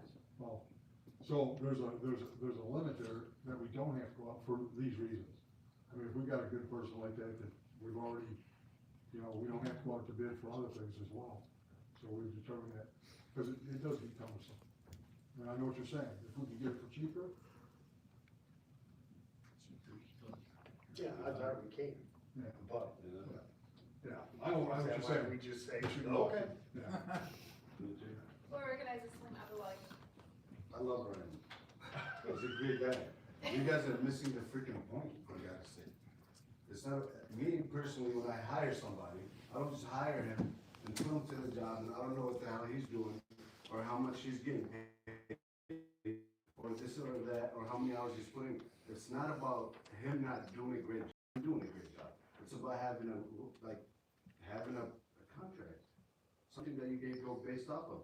Like, okay, we're paying you this much for this and this and that, for these amount of hours, it's just a contract.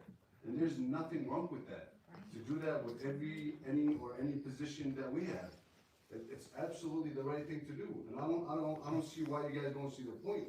He's been doing a great job, he'll continue to do a great job, and I think that he's an amazing guy, and he sure does, deserve the raise. But there's nothing wrong with having something in writing that he actually has a job and his duties are this and his hours that he needs to put in are as follow. That's it. Very simple. Through the chair, Floor organizes Joe Jackson. we have a set amount that we're paying, right? We have a set amount. So it's not, he can just do any hours he wants. He does multiple. If we paid him by the hour, we would be paying a lot more than what we're paying. He has a set amount, and we're not bound to a contract. So even though he doesn't have a contract, we don't have to abide by, him either. We can get rid of him at any time. He's an at-will employee. I don't see what you guys don't get. He's given us a steal. We have a set amount. We know what we're paying him. What's the issue? He's a good guy. I mean, Tax, people don't pay tax. I guess I'm wrong. Then we go to a good guy. Point of order. I'll take it out. Point of order. Wow, this has been a very interesting meeting. The two people that normally disagree with me are in agreement. I Sounds really right. think that I'm gonna have to mark this on my calendar. Mark it on the calendar. Do we have any other discussion? Thank God. Seeing none, call the vote. What are we voting on again? I just want to make sure. For clarity of the motion, please. Just where the motion is for an increase of $500, it's a combined for $300 to the city hall cleaning and $200 to the public library. So that's 50% of it. We're in the business of giving huge increase raises, so, call the vote, please. Jackson, yes. Ed Welly, Yes. Bilkowski, Yes. Marcy, Yes. Frederick, Yes. Cartret. Yes. All right, that was pretty intense, what do you say? I got another one. Oh, gosh. Oh, my gosh. I am requesting a motion for a very, very dedicated senior center employee, CDL licensed bus driver. With the endorsement, by the way. Okay, there you go. Yeah, Sandy Law, the senior director, just come to me, and I think we all know Bob French. Mm-hmm. He does more than just do the bus. And this started years ago, he just filled in and needed somebody. He's never left. You cannot get anybody to do this job on top of it to get another senior bus driver. He works approximately 15 to 20 hours a week. He's actually gone about 2 months, so he's been working the full year, he doesn't look solid. His last raise was approaching 3 years now. And it's at $16 an hour. And I know CDL drivers are north of $20 an hour. I would like to see this be $20 an hour for Bob and hope that he continues on for us for a few more years. Obviously, that's up to him, but seeking a replacement is going to be very tough. So moved. Support. Moved by Marcy, supported by Cartret. Any discussion? Yes. Oh, God. Sure. Floor recognizes Wheeler Marcy.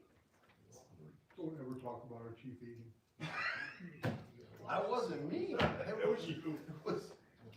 No, I get it. But anyhow. Oh, I was confused there. Yeah, no, I had to tell him, he talks about Egan all the time, so.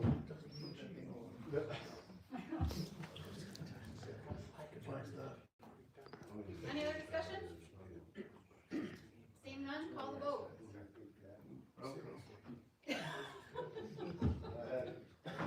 Yep, call the vote, please. Okay, Jackson, Yes. Ed Welly, Yes. Philipowski, Yes. Marcy, Yes, absolutely. Frederick, Yes. Cartret. Yes. Thank you. So I'm just a little confused, because Ryan does a great job, and I'm sure Bob French does a great job too, but we didn't even question giving him a raise, but we spent, what, 20 minutes discussing a raise for Ryan? That's I mean, it is what it is, I just think it's quite funny. Anyway, moving on. Corporation Council. I'm looking for approval of resolutions for a frost law exemption permit for Winona. It's a Canadian-based corporation, and they want to maintain the same route. I checked with Mr. Larry Orders, he had no problems with it. I checked with Faisal, he said there's no problem, and the number of trucks are not that heavy. So I'm looking for an increase up to $20,000 a year. It was 19, so we're moving up $1,000 to $20,000 a year. Upon payment of that, we'll give them the frost law permit, which expires December 31st. So. Moved by Jackson, supported by Philipowski. Any discussion? Seeing none, call the vote. Jackson, Yes. Ed Welly, Yes. Philipowski, Yes. Marcy, Yes. Frederick, Yes. Cartret. Yes. Thank you. That's all I have. Thank you. I just have one question. Isn't there another company that we do crosswalk for? There's two of them. We haven't received that one yet? I have not received the inquiry for them as to, I'm not sure if it's a multi-year contract. Some companies have multi-year. We did multiple years without that? Okay. Winona is. And point of order. Moving on. Treasurer? Oh, he's not here. Surprise, surprise. City clerk. Been here for a long time. All right. Council members. Oh, yeah. Audience, we're gonna skip that. Audience participation. If you come forward, please state your name and address for the record. Good evening, council. My name is Valeria Rivera. I reside in Taylor. We are opening up a food truck. Hopefully, you just submitted the application here in Melvindale, right here on Allen Road, inside of the BP gas station. My reason for coming here today is to ask for a special exception. And essentially is, I know that Melvindale requires for your food trucks to open at 8 a.m. as early as 8 a.m. And I'm looking for an exception at 7 a.m. Here's my reasoning. We currently sell at another location in Southwest Detroit. We sell Mexican food outside of the gas station as well. Marathon on 94 in Livernois. And our prime time hours are from 6 a.m. to about 8 a.m. That's where we get all of our customers. We have construction workers, carpet men, a bunch of variety of people that come in, pick up their breakfast and their lunch. So we're trying to be able to provide that to the city of Melvindale because we know we have a Hispanic community here that we want to be sure to cater, but we also want to make sure that we also offer halal because we also know that it's a big Muslim community, so that is my request from you all. The board recognizes Joe Jackson. Would 6 be better? Ideally, yes. We, point of order, you can't vote on public or audience. I'm just asking. Okay. Floor recognizes Salim Abu Ali. Can we do 5? That would be here. 24 hours. 45. We all love Mexican food. Awesome, well, you guys are welcome. We should be, we just submitted, like I said, our application this evening. We should have everything up and running in the next 2 weeks. So if you guys are more than welcome to stop by. So how this works, because they can't make a motion during audience participation, somebody on the board would have to make a motion during their portion to approve, you opening earlier than 8 p.m., okay? Or we could put, well, I'm sure they're, when are you opening? Hopefully, if inspections go well, which we should get the fire departments, tomorrow, we have the notification that is completed today, so in the next 2 weeks. Okay, so we can put this on the next agenda. Okay. And you would prefer it to be 6 a.m.? Okay, we'll put it on the next agenda, okay? Well, we can't vote on audience participation. Do you want to? What's the name of your truck? Las Delicias.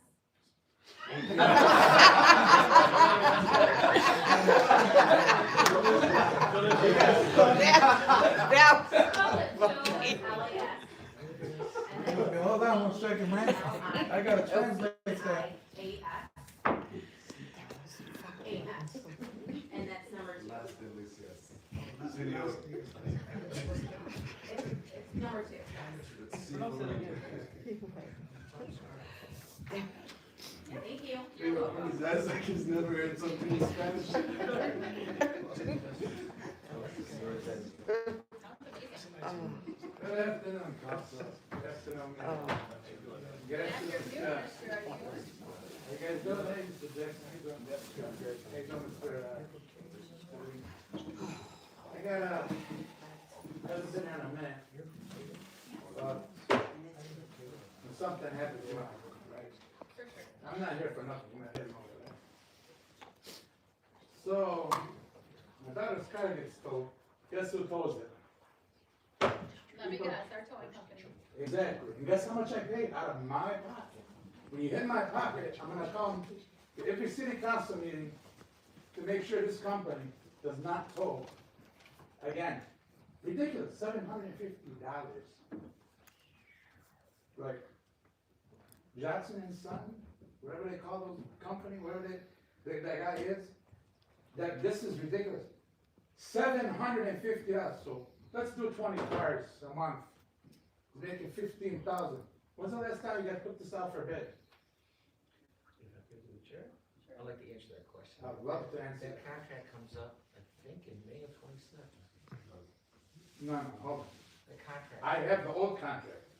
I don't know what you have. I have an old contract. It's my phone right here. Because I've had this happen before, when I got arrested for something, they always overcharge you. Look at the company you bring, the company's gonna overcharge customers, and it's all over the news. It's a problem. You know, this is ridiculous, $750. I'm still right now, you know what, I could pay my water bill, I could have paid my DTE bill. I had to pay my stepdaughter, she's crying, I'm like, my car is in. What do you want me to do for it? You want me to get it out, what is this? And then this company's in Melvindale. People don't know speak English over here sometimes. Am I correct? I said something wrong? You tell some guy $750, oh, no problem, he'll pay it. There's some people that don't have money. How much is it to hook up a car? 200, 300, 175, 200. You wanna hook it up for $750? Tell me, is that outrageous price or not? $750. Is it outrageous or no? Am I lying? Am I saying something? That's a lot of money. Okay, why isn't it going out for bid? Every time you guys renew it, it doesn't go out for bid. Listen, sir. It's going out to bid. Next contract is up, I think, May of 26. Did you guys hear that? Did you hear what he said? Yeah. Through the chair. Did it, like in the previous times it was renewed, did it actually go through? I have it, I just went to bid one time the contract had a renewal for additional period of time in the original contract, and the next time it expired. It's only one renewal on that. I see the whole thing, it was supposed to expire 2 years ago. I have the bid from 2-3 years ago, I swear to God, I got the bid. I still have the FOIA with me inside my phone. I didn't bring it because I wanted to see what you guys are gonna tell me. And if I show you, what's it called, that you guys redid it, you said 2026, when, May? I think it's May. I don't have the contract in front of me. No problem. From memory, I think it's. Email me, I'll be here. Email will be here. Yeah, I'll be here, because I want that, those people are ridiculous, $750. Oh, I see what you're saying. When the contract comes in. Yeah, and because $750, nobody should pay that kind of money.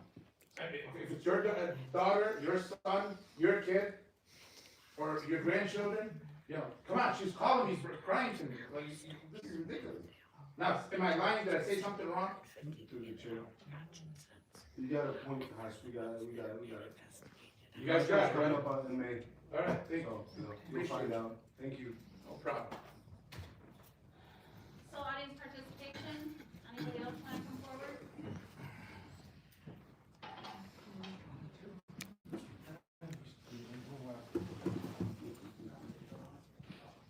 They didn't stick around for any more fun. Hey, Ricardo Lopez, 2538. See, I got that text in my thing about caution and sons, whatever the heck it is. And it's saying, you know, I used to drive a tow truck, I used to do a lot of things, but, you know, it shows him going into the yard and he's charging, you know, yard fees, you stay there 15 minutes and then you're billed because you put the tow truck in the car. And you get, you know, when you pick up a car, you get to pay for picking them up and hauling them out, maybe $75 or whatever. And then you take it somewhere, you take it to the yard, of course, you gotta have yard fees and all that other stuff. And the point is, he's taking it to the yard and getting that bonus for him, and then he's taking it out and taking it somewhere else. It was on Channel 7 or something, I got the thing, I don't know if you guys got it, I don't know why I got it, but, you know, it's spiking up the people. It shows him going to Detroit receiving, you know, you got the apartments right there, I know all about that, and he's waiting around there, somebody's checking out, they spot him, and he's got a contract that says he's the one that does the tolling for that parking lot. Well, he's down the street with the tow truck, and his spot man sees and he says, okay, yeah, they're going to the hospital, let's go pick up that car. So they pick it up, get that rate, go take it back to their yard, they get another build up, and, you know, he is towing for us and everything like that, but the scam is for individuals like he was talking about, they're hyping it up, so what starts with 75 goes up to 200, every day it builds up if you don't come down, and then to bring it in there, to get that scanning that says it was in the yard, and then you take it somewhere else, so you can charge that extra. That's scamming people out a lot of money, so if they got a clunker car and they're gonna pay $750 to get it out in 1 day or so, they're not gonna do it, it's gonna sit there until they sell it off. It's all making too much money, but it's an exploitation of using a tow truck thing. But anyways, I ain't come here to talk there, I can see his position there, and it's scamming us because, you know, if you're going there and you got a hospital thing for Detroit receiving, you're gonna lose some money. And if you're a poor person, like a lot of people are, they're gonna lose their car. That's how you make money. Okay, but other than that, you know, if you got that pretty Christmas tree out there, it would be nice to have it showing during the daytime because it looks so pretty. You know, since it's a holiday season, I asked somebody, why isn't it on? You know, it's such a pretty tree. But that's a pretty thing to see during the daytime too, it's at night too. I mean, it only costs a couple bucks to keep it on during the day and it would look good for the city, you know, to have that light turned on for that. Just a Christmas tree, it looks so great. Why not do that for the citizens and have a joyous occasion to have a Christmas tree there? That's the positive stuff, you know what I mean? And, let's see, you know, with the punching of the clock with the thing, yeah, you know, like $20 is reasonable for the delivery guy because, you know, $60 is $2, I was telling another guy, $15 is a thing about that first guy is we don't know how many hours he's working, how many days he's working, and does it show, if he had his, time schedule, like, we would know, hey, $1,500 is good for a month, we're gonna save money, we're not on a contract, we can fire him whenever we want. So that's cool, we got that. It was nice having those mental health people, because we got a lot of citizens that do have problems and are on drugs, and they're getting shot because they're mentally unstable. We wanna try to save those people, even though they are destructive, but it'd be good to save them, shoot them in the leg or something, so don't shoot them in the heart. You know what I mean? Because they do have problems. A lot of people, we gave up all the mental hospitals around here to treat these people, and they got, and you know, people do go crazy, and it's good to have, fix them up, but not shoot them, you know, like we had that in Trenton a couple days ago, you know, when in thing. So that was nice to, we're having it, and the deputy chief and stuff, they're giving a game plan with this police to get this corruption and all that other stuff out of there, and to get guidelines like the camera for the interviews, because we want it, because cameras can save some people, like Mr. Jackson knows, that we have, you know, you got cameras, you have evidence, you have statements, and you have facts. Those body cams are great. It helps out when you go to court for frivolous things, you know what I mean? And it, yeah, I know, but, you know, that's good, yeah, that's the worst thing about this place. But anyways, you know, you guys have a nice day. Thank you as well. So much damn shit, man. I mean, we need to protect the church too, with that, budget plan. You going or am I good? That church, we're spending all our money on it, and we gotta make sure they put something on those legs to not damage the church for soccer games. Because we spend too much money on that church Okay, to have it. thank you, Mr. Lopez. Well, that's common sense. Thank you, I Common sense, appreciate right? it. Thank you. Anyone else? Save the opportunity. Good evening. Tell me about it. Good evening, Council. My name is Angelo Gargarello. Hope you're all having a good evening. Mr.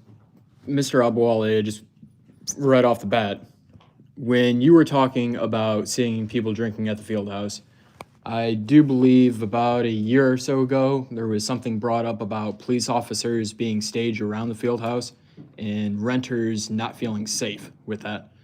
So I'm just kind of curious on, we had officers up there at one point in time doing their little circlings. Right.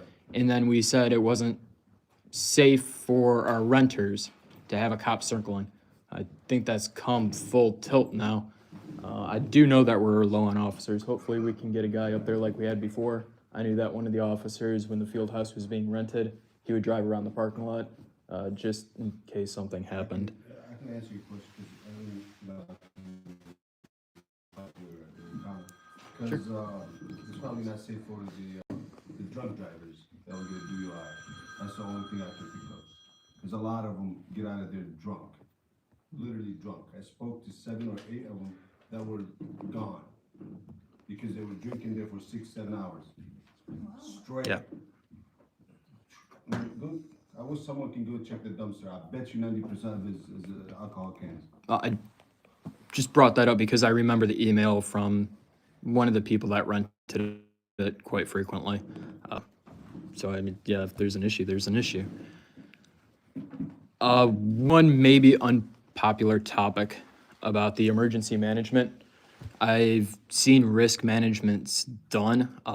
After I ask this, I would like to relinquish the rest of my time to you, Mr. Coogan, so that you could speak on this a little bit further. But for our fire department, when was the last time that Melvindale had a risk analysis done? Last year, I think? Last year. Yeah. And we're on top of everything. Everything's being done to standards, and we have a good relationship with the state and with the county to receive emergency equipment when needed, right? Yes, absolutely. We regularly work with both the state and the county. Okay. Regularly bring in grant money for our Department of Emergency Management Services. So, like I said, we don't see borders. We're one jurisdiction. So the money that comes in from our grants, you know, while it goes into the fire department budget, it's spread throughout our whole jurisdiction, whether it's Melvindale, whether it's Dearborn. And we apply for federal grants, state grants, county grants, any money that we can basically get, right? I think, since we've been working together, Dearborn and Melvindale, we've brought in about $35 million in grants. Not all that's obviously spent right here, but. Right. That was the last count the fire department had, with $35 million. Okay. So, and that's personnel, that's vehicles, that's, a lot of different things. Gotcha. And I know that it wasn't explained fully, and I'm very curious on what this all pertains to. So, Mr. Coogan, at the beginning of the meeting, you wanted to touch on this briefly. Are you able to touch on this now, as far as what would happen? Yeah, I just indicate that Melvindale Fire Department has always done emergency management. Okay. Whether it was Melvindale firefighters, and Dunsmore, and prior to Dunsmore, the other chiefs, so Melvindale's Fire Department has always done that. Dearborn is now Melvindale's Fire Department, they've continued to do that pursuant to the contract, and they've always done it. So the fire department has always had that responsibility, it's not been, but with that being said, the mayor and council, and mayor particularly, can have jurisdiction in the event of emergency and direct people to do things. And they work with the management program and to get that done. Regardless of who's administrating, our mayor has, through our Home Rule Act, has the authority to direct in that program. As far as coordinating the plans and doing all the necessary research, like you indicated, the annual audit or whatever needs to be done, they have a department that does that. But we don't have that department here, and we never really did. It was assigned to basically the chief and the deputy chief of fire department over the years. So, just to say, reiterate that Melvindale Fire Department has always done emergency management. And so it's just that Dearborn's our fire service now. Okay. So why is this being brought up now and looked upon if this has always been handled? Is there a conflict, or is there something wrong with the contract the way that it's written? So, I know quite a few people in the county, and I wasn't really familiar with Public Act 390. So I looked it up, and there was some language in Public Act 390 that I wasn't comfortable with. So I reached out to the county and Homeland Security in particular, and they said, why would we go through another community to get funding when the county would get it before another community? Has the county ever helped us before? They've been helping us. In what way? I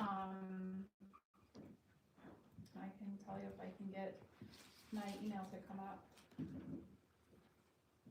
Because I'm just looking at it for the residents at this Yeah, point. exactly. I mean, if the county wants to help us, cool. If the federal government wants to help us, awesome. But if Dearborn has already been doing this, Can I just say, if you could. if we become a Public Act 390 city, all that allows us to do is, if we had a tornado come here, we can ask the state directly, can you send us 10 backhoes? Can you send us a water tanker so we have fresh water? All it does is, we don't have to ask the county, who's coordinating with 5, 10 other cities, trying to get a list together and figure it all out, competing for resources. We're going right to the state. We're the first ones asking, we're getting the resources faster. Counties work with 10 other cities, doing the same thing. We're not against the county, we work with the county all the time. This is the only thing it does. The state recognizes us as an emergency management program, and we're able to acquire resources from them. There's Livonia, Canton, Dearborn Heights, Dearborn, Southfield. There's many cities that are Public Act 390, and we all still work with the county. We work with our county on a hazard mitigation plan. We work with our county all the time. There's nothing, becoming a Public Act 390 city does not ban us from getting assistance from the county. It does not ban us from working with the county. That's not true. Are we gonna get resources faster by going directly to the state? Absolutely. That's why Dearborn did it 15 years ago. That's why Canton was one. That's why all these cities did it. Now what you'll see many of those smaller cities, Lincoln Park, Melvindale, some of these other smaller cities that don't have the resources, they utilize the county to act as their emergency manager because they don't have enough people in town or in their service to do it. With our situation that we have here, I have 3 certified emergency managers, a full-time emergency management coordinator that can provide these services. That's why we're an Act 390 city. Melvindale can benefit from that because our emergency manager works in Melvindale. Our emergency manager, yes, the county might come for a festival, the county might help us out here or there for incidents, but the day-to-day activities are being done by Dearborn. We're the ones going to Coogan Terrace, doing emergency action plans, we're doing emergency plans for your festivals, the fireworks, the parade, whatever's going on here, we're already doing that. The only thing that we're asking, or the only thing that the council's already approved, is for us to go directly to the state to ask for, if we have a tornado coming here, ask them for resources and get it directly, because we're recognized as an emergency management program in the eyes of the state. That's all this does. There's nothing, it's not, we go to the state, now the county can't help us. That's absolutely not true. And unfortunately, I think there's people at the county that are trying to maybe spin that, I don't know. But we work with the county all the time, and we're a public, Dearborn's a Public Act 390, we work with the county all the time, we work with the state all the time. You know, all we're trying to do is do what we think is the best for the citizens here. And like I said, disasters don't see the borders. So Oh, I know. we have a flood on the Dearborn side, probably gonna have a flood on the Melvindale side. So when we're acting as emergency managers, we're trying to get resources for both communities. I got one, I'm working with the state, but now I gotta go through the county here. And it's just, logistically, it's just easier, we're both working on the same pathways, and that's all we're trying to do. So my whole rebuttal to that is, why wouldn't we just do it for ourselves? Why wouldn't we call the state or call the county to get the services that we need? Why would we go to another community to do that for us? Who's gonna do it here, Mayor? It should be our police chief, honestly. Do we have enough police officers as it is right now? I believe we have staffing. We but are very minimal. I understand that we're very minimal. So why not use the resources that we have currently available to us? Like I said, we're gonna do a workshop and have everybody come so everybody can give their point of view, and then we can move forward from here. If the council determines they still want to go through with this, then so be it. But in the meantime, I feel like when Mr. Murray originally came, not all the information was given. And there was, like I said, there was some language in Public Act 390 that was a little concerning to me. What drawbacks are there, though? I mean, you said, why wouldn't we just go after, and I know, I'm sorry, Dawn, it's time. If you would like, I can sit down. I just want this out for the public so that they can hear what's going on as well. May I continue? Sure, we keep going over the same thing and the same thing and the same thing. I understand. And it's getting tiring.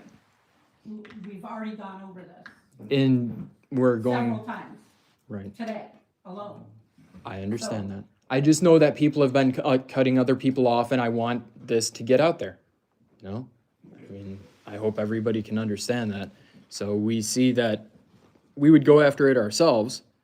We're very low on manpower on our public service. But our police chief doesn't, I mean, it could count for manpower. They're not their administration, so they're not Right. generally out there arresting or doing the day-to-day operation. They're handling other things Like hiring, hopefully, and getting all that taken care of. We talked about that today, so hopefully Right. that's. So their plate's pretty full. I'm sorry? Their plate's pretty full, wouldn't you agree? I think that it is. So why not continue with the route that we have? Is it the wrong route? That's what I want everybody to come together and have all the information before they actually make a decision. Because like I said before, I don't feel like all the information was provided when you came the first time. Can I just say, because you keep saying that. You stated, did you not, that we do this every year? And that was not accurate. We have not done this every year. What are you talking about? This being part of the emergency management, Public Act 390? No, we don't do that every year. It's a one-time approval. Well, it's in our contract. All right, it is in our contract. Yeah. What are we talking about? No, what's in our contract is that the fire department provides emergency management services to the city of Melvindale, which we do. This is entirely separate from that. All this is getting acknowledgement from the state that Melvindale has an emergency management program. That's all this is. It has nothing to do with who's in charge. It has nothing to do with what the county is gonna do or what's not gonna do. All it's doing is getting us resources and having the state recognize our program. It's just, and I just wanna comment, because numerous times this meeting, you said I didn't provide all the information. I provided the entire act to the council. Every word that's in the act, I didn't see it. they have it. So to suggest I'm hiding something or trying to trick anybody, it's really insulting, because I've given the council the mayor and the council, the entire act. So I don't know how I'm hiding anything. I never stated that you were hiding anything. I just said I don't feel like all the information was provided. Nobody asked any questions. They just approved it because it was stated that it's done. It, you said it was, I would have to pull the recording to know the exact verbiage, but that was concerning to me, after reading Public Act 390. Well, and look, if I can ask, what is, after reading Public Act 390, what is the actual concern? You're not turning over the authority. That Melvindale actually was- does state what Public Act 390 is. No, you are designated, the city, the mayor and the council designated emergency management coordinator for the city, which runs the day-to-day operations, right? I've been the emergency management coordinator for the city for 13 years. Before, and my alternate was Fire Chief the former Fire Chief Densmore was a councilman here. He was it for multiple years before he departed. So nothing is changing that we're doing now. Nothing's changing. The only thing we're doing is asking the state to recognize our program so we can get resources in the event of a disaster. That's it. Nothing else is changing. All right, you just move on.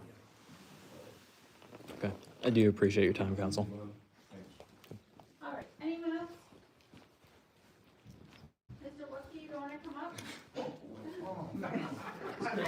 I was super excited because I had information for you. What was that? I said I was super excited because I had information for you. I will come up there. I'll talk to you afterwards. All right, anyone else? Seeing none, we're moving on. Okay, now council members, Mayor Pro Tem. Okay, before I forget, let me, I need a motion to allow Las Delicias, number 2. Did I say, no, Las Delicias, delicious, like delicious. Yes, Okay, exactly. Las Delicias, number 2, to, give them special, permission to, have operation hours starting at 6 a.m. 2? Is there any time? Was there, 6 a.m. to. We're just open 2 hours. Yeah, they're just open in 2 hours. so it's gonna be regular close time? Yes. Okay. If I could through the chair, provided they meet all requirements by the county and the health departments. Moved by Jackson, supported by Abu Ali. Any discussion? There on one thing, For the chair? future. Thank you. Floor Um, recognizes Wheeler Harvey. Larry, with that, well, she would probably have told us, but there's no laws that goes by her going at 8 o'clock, or going 2 hours earlier, is there? And the reason why I ask that is because she's governed by Wayne County. Well, if there's an ordinance that we have for food trucks, Yeah. our food trucks ordinance, I remember drafting that a year and a half ago or so, and what it did is set parameters as to time of operation. Oh, So they're okay. asking for a special change, and instead of 8 o'clock, it's gonna go to 6 So a.m. that's all right, For the that's all. purposes of this food truck. Yeah, that's all right, that's okay. Floor recognizes, Scott Ritter. So would it behoove us then to change the ordinance or do it on it? Because if the next one finds out they're opening at 6, they're gonna come to us too. I mean, if we don't have an issue with it opening at 6, why don't we just change the ordinance to reflect that? Well, we could amend the ordinance, that's a different process than passing a council resolution. We could amend it, let me research it as to whether or not we have to have a public hearing. Some of them, building codes and stuff like that, we have to have public hearings, so we may have to go to the publibic hearing. Well, in the meantime, let's just. Yeah, I said it through the chair, she did say, she's gonna be at BP's, right? I would think that would maybe determine where they're gonna be placed. 6 a.m. over at the gas station's not gonna harm anything, but 6 a.m. at another place, Why, wouldn't you? yeah, could affect. What's Floor that? recognizes, oh, I'm sorry, were you not finished? I didn't No, understand. she mentioned that she's going at the BP gas station, Uh-huh. 6 a.m., right? And so I don't think there's that problem there, but if there is a spot where they're gonna be where 6 a.m. could affect a resident or something like that, I think that's why we drafted it at 8 a.m. originally. So Just in it's case. because they're 24-hour And operations. sometimes they run generators in these food trucks, yeah. There's a certain requirement, decibel checks and all that stuff. Yeah. It's whatever the ordinance says, there's decibel reads and all that stuff. All right, anything else? Seeing none, call the vote. Jackson, Yes. Melvindale, Yes. Filipowski. Yes. Marcy, Yes. Frederick, Yes. Bertrand. Yes. back to this public 390, issue. You voted on this 13 years ago, Mayor, and you voted to allow them to be our emergency management. Do you have the resolution number? Yes. Can I have it so I can see it? I have it. On September 18, 2013, you voted resolution number 13-09-213, moved by Marcy, supported by Hess, to appoint Captain Brad Smith of the Dearborn Fire Department as Emergency Services Coordinator to protect the public health, safety, and welfare during emergency situations and disasters in accordance with Public Act 390 and Chapter 9, Article 2 of the ordinances. That passed unanimously. You were present at that council meeting. The only person that was absent was Dave Sobolski. You remember that? It was a long time ago. Okay, know so that I what wasn't year was Dave. that? To make, what's that? I said that was a long time ago. Okay, so make a long story short, they've been handling this for 13 years. They've been doing a great job of everything every service that they provide for us, okay?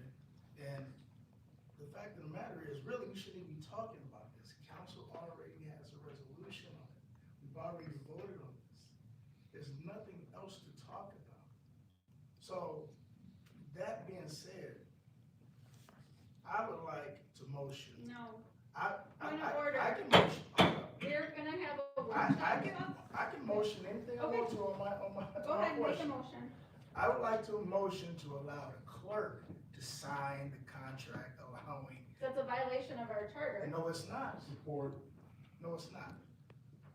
I like the motion. So any contract needs to be signed by the mayor and the clerk. No. That is a either or. violation. No, it doesn't say either or. It says the mayor and the clerk. I have the charter right here. Okay, I got a charge right here.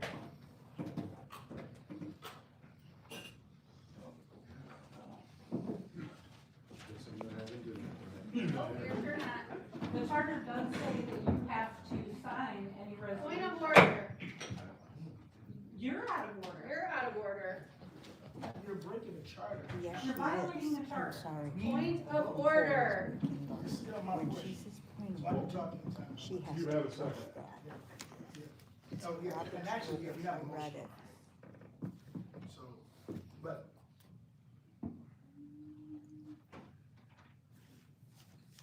Well, we can talk about that discussion after we get the second, we got a second. So we call them. You got a call to vote? Point of order. Through the chair. Nope. Discussion? You gotta call the vote. You gotta call the vote. Just keep this under control, we can wait. Okay, so, see, this is what I'm talking about, you know, this right here is another violation of the charter. There's a lot of that going on lately. Yes, all by you. No, not all by me. All right, let's keep this under control. Let her look for it. Regardless of what's in it, she knows that, hey, if I put a motion on the floor, it has to be, we have to act on it. She knows that. She knows if council has a resolution, she has to abide by it. I feel we're unprotected right now. Point of order. This is not a monarchy. We're unprotected right now. Point of order. I can be out of order. Yeah, you're. Ring that bell. We're out, the city of You are out Melvindale of order. deserves You are out of order right now. for us to have a risk management system in place if we have a disaster. This building blows up, guess what? They're here. They've done it for 13 years now. And we've already voted on it.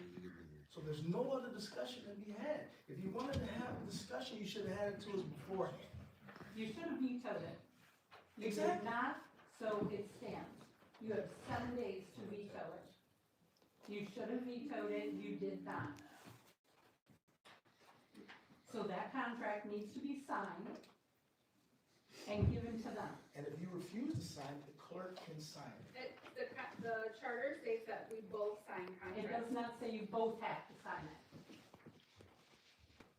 Larry? I believe It it. does not say that it requires both signatures. Yeah, please. Well, thank you. I don't have that language in front of me.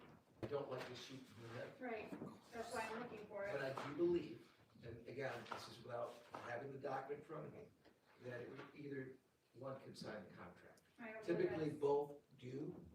Normally, the charter does say that the mayor's duty is to enforce the council resolutions. It also states that I'm supposed to look out for the well-being of our citizens, and that's what I'm doing.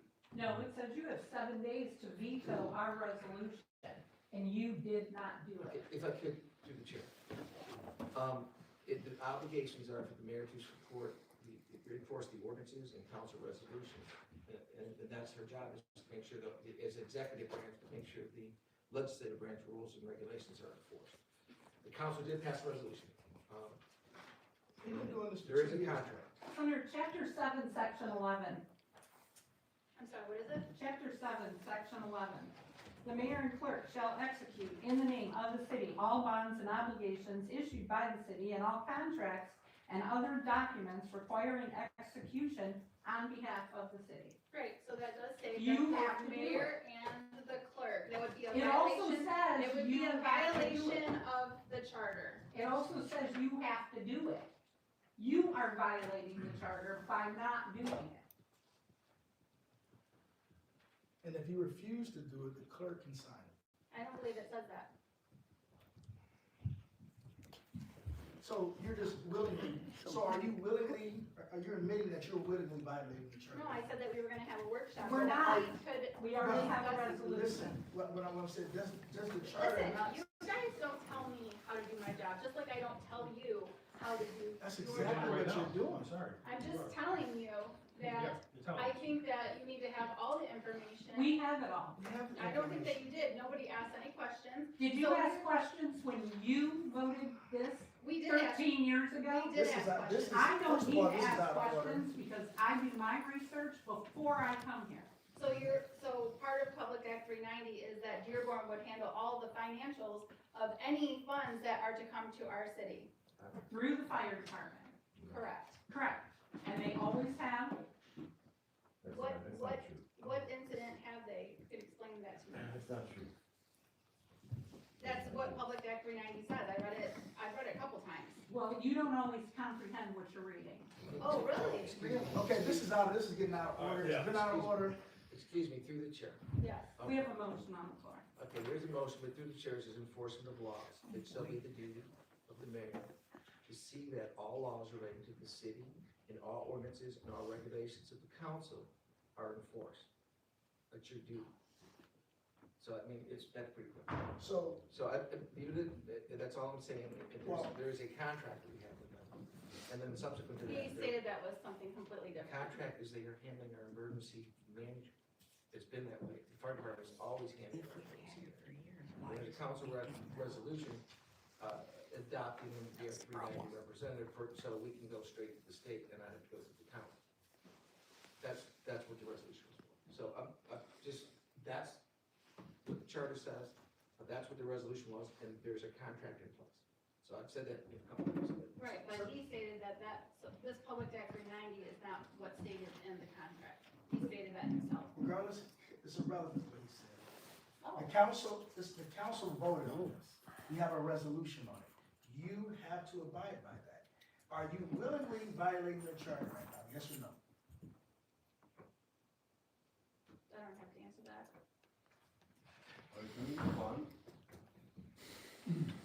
No, we have to vote. Just move on. Somebody has to call. If they're voting, if they're violating the charter, then that's on them. Yeah. Is there any other discussion? Seeing none, call the vote.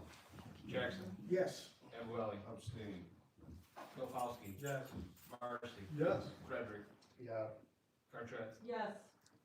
I wasn't here, that's why I abstained. I wasn't here either, I don't know what you're talking about. You should have never voted. I just voted for it. I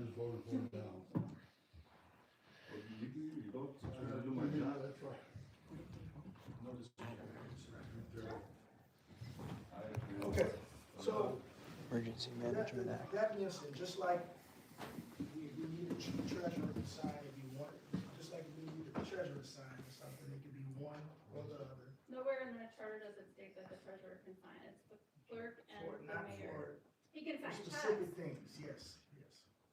So, your signature doesn't have to be on those checks. No, it's just for contracts or documents. That's a contract through the city. It But- states the clerk and the We shouldn't mayor. have to be, we shouldn't have to go through this. Council's voted on things, you need to, come on now. It's You're 2 years hard- later, it's 2 years later, okay? So anyway, that being said, I hope we can move forward. I'm very optimistic about what the police department is doing.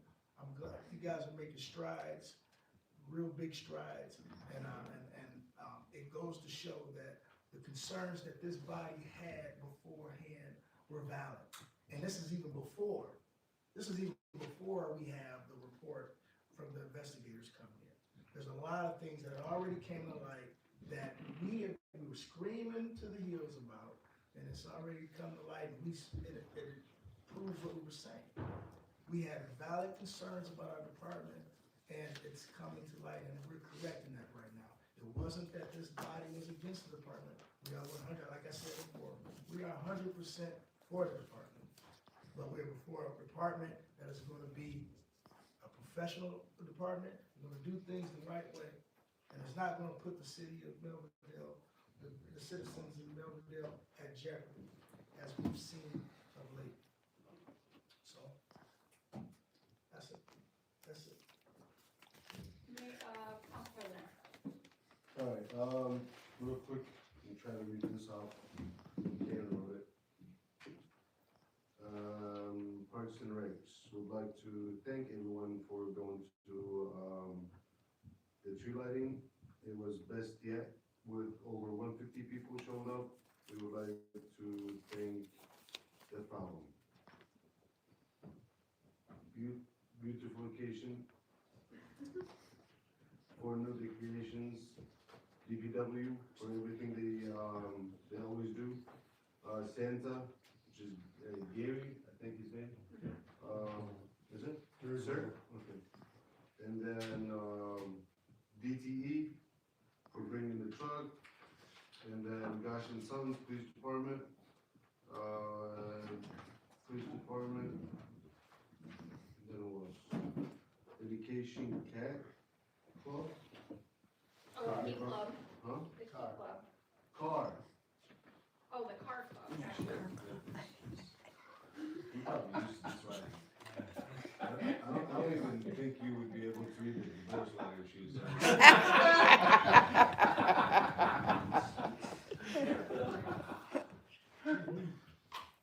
Alright, and to all the kids that showed up.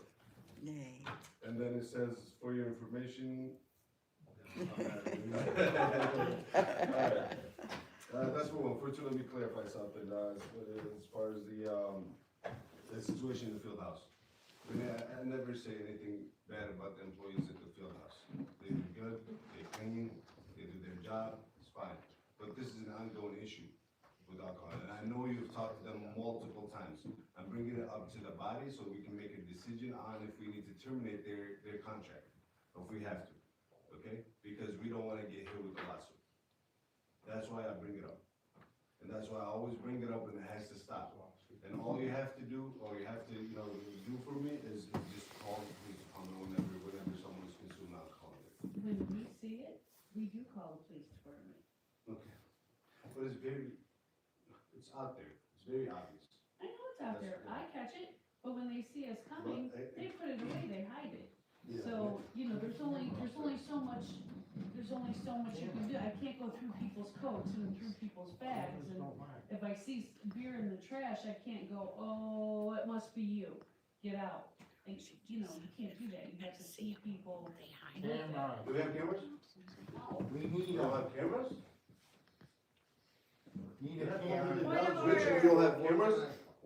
We got $4 million and we don't have cameras in that building. There's a lot of things that building needs. Goodness gracious. Well, we need cameras for people's safety. Don't look at me. We really need that ASAP. I would like to make a motion. There you go. To get cameras for the field house, ASAP. A second. Motion by Abu Ali, supported by Jackson, to get cameras at the field house.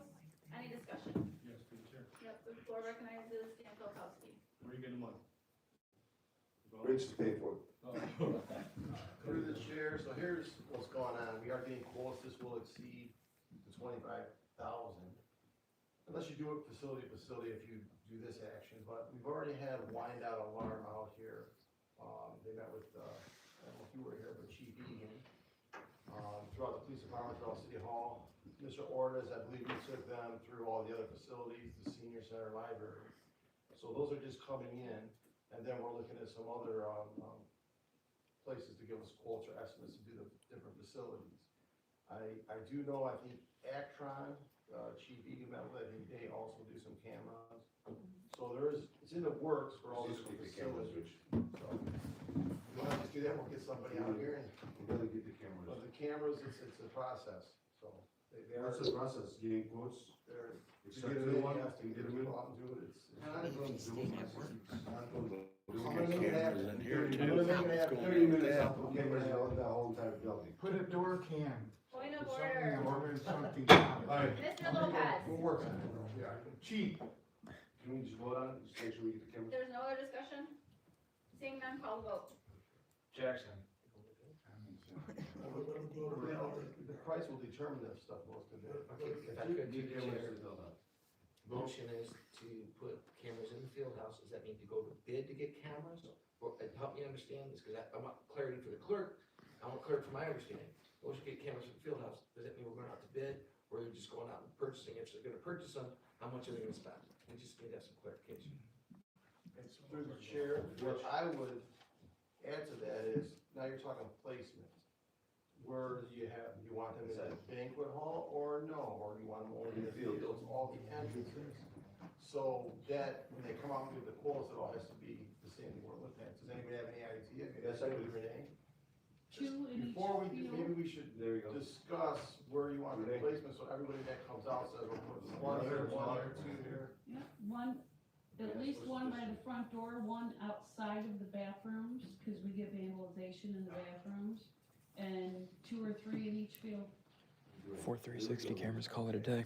You've been so right in an email. I got it, I'd like to, for the record. 4 360 cameras cover the whole place. Would move and support adopt it, 2 in each field, 1 in the front door, and 1 outside the bathrooms. Right. So a total of 4 cameras. What I just said. 6 cameras, that's what feels. I know there was only one field when you were there. Yeah, okay, that's 4, okay. That was a long That was a time. long When he was time ago. young. That's 6, So, you're right. Long that's 6. time ago.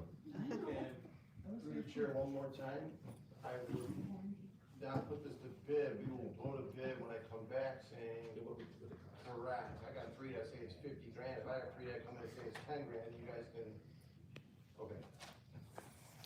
Each field, 1 front door, 1 outside the bathroom, total 6. And Salim, if I may, just for clarification, that league is not the only league we have problems with.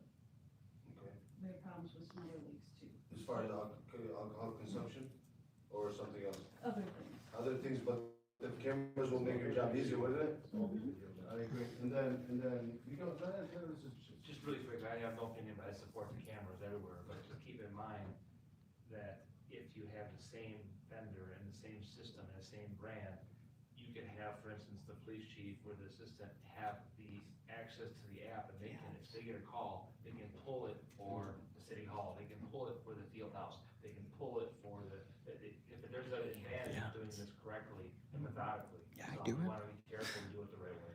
great idea, isn't it? I didn't want to take credit for that, that's why I wanted to see. Not hard to put in. Douglas, can we go on with the motion, please? Is there any other discussion? Seeing none, call the vote. Jackson. Yes. Aboueli. Filipowski. Yes. Marcy. Yeah. Frederick. Yes. Gartrell. Yes. And that's it for me. All right, Filipowski. So, we voted earlier on this 390 Act. What was the actual resolution of the whole thing? Like, you're gonna be signing a contract now? We just did that? I'm just asking because I'm for clarity. Before I make a comment. Make your comment. Well, I'm asking before I make my comment. We're not talking So, about okay, this anymore. all right, so the comment I have is, Chief, I got a question for you. This Public Act 390, this hasn't changed in 13 years? The act itself, Yeah. not that I'm aware of, but. Okay, so my comment is then, if it didn't change in 13 years, it was okay for you 13 years ago, but it's not okay with you now. So I don't understand the whole point of it. We made a resolution, we voted on it, you're supposed to sign it. I'm saying you're supposed to sign it, because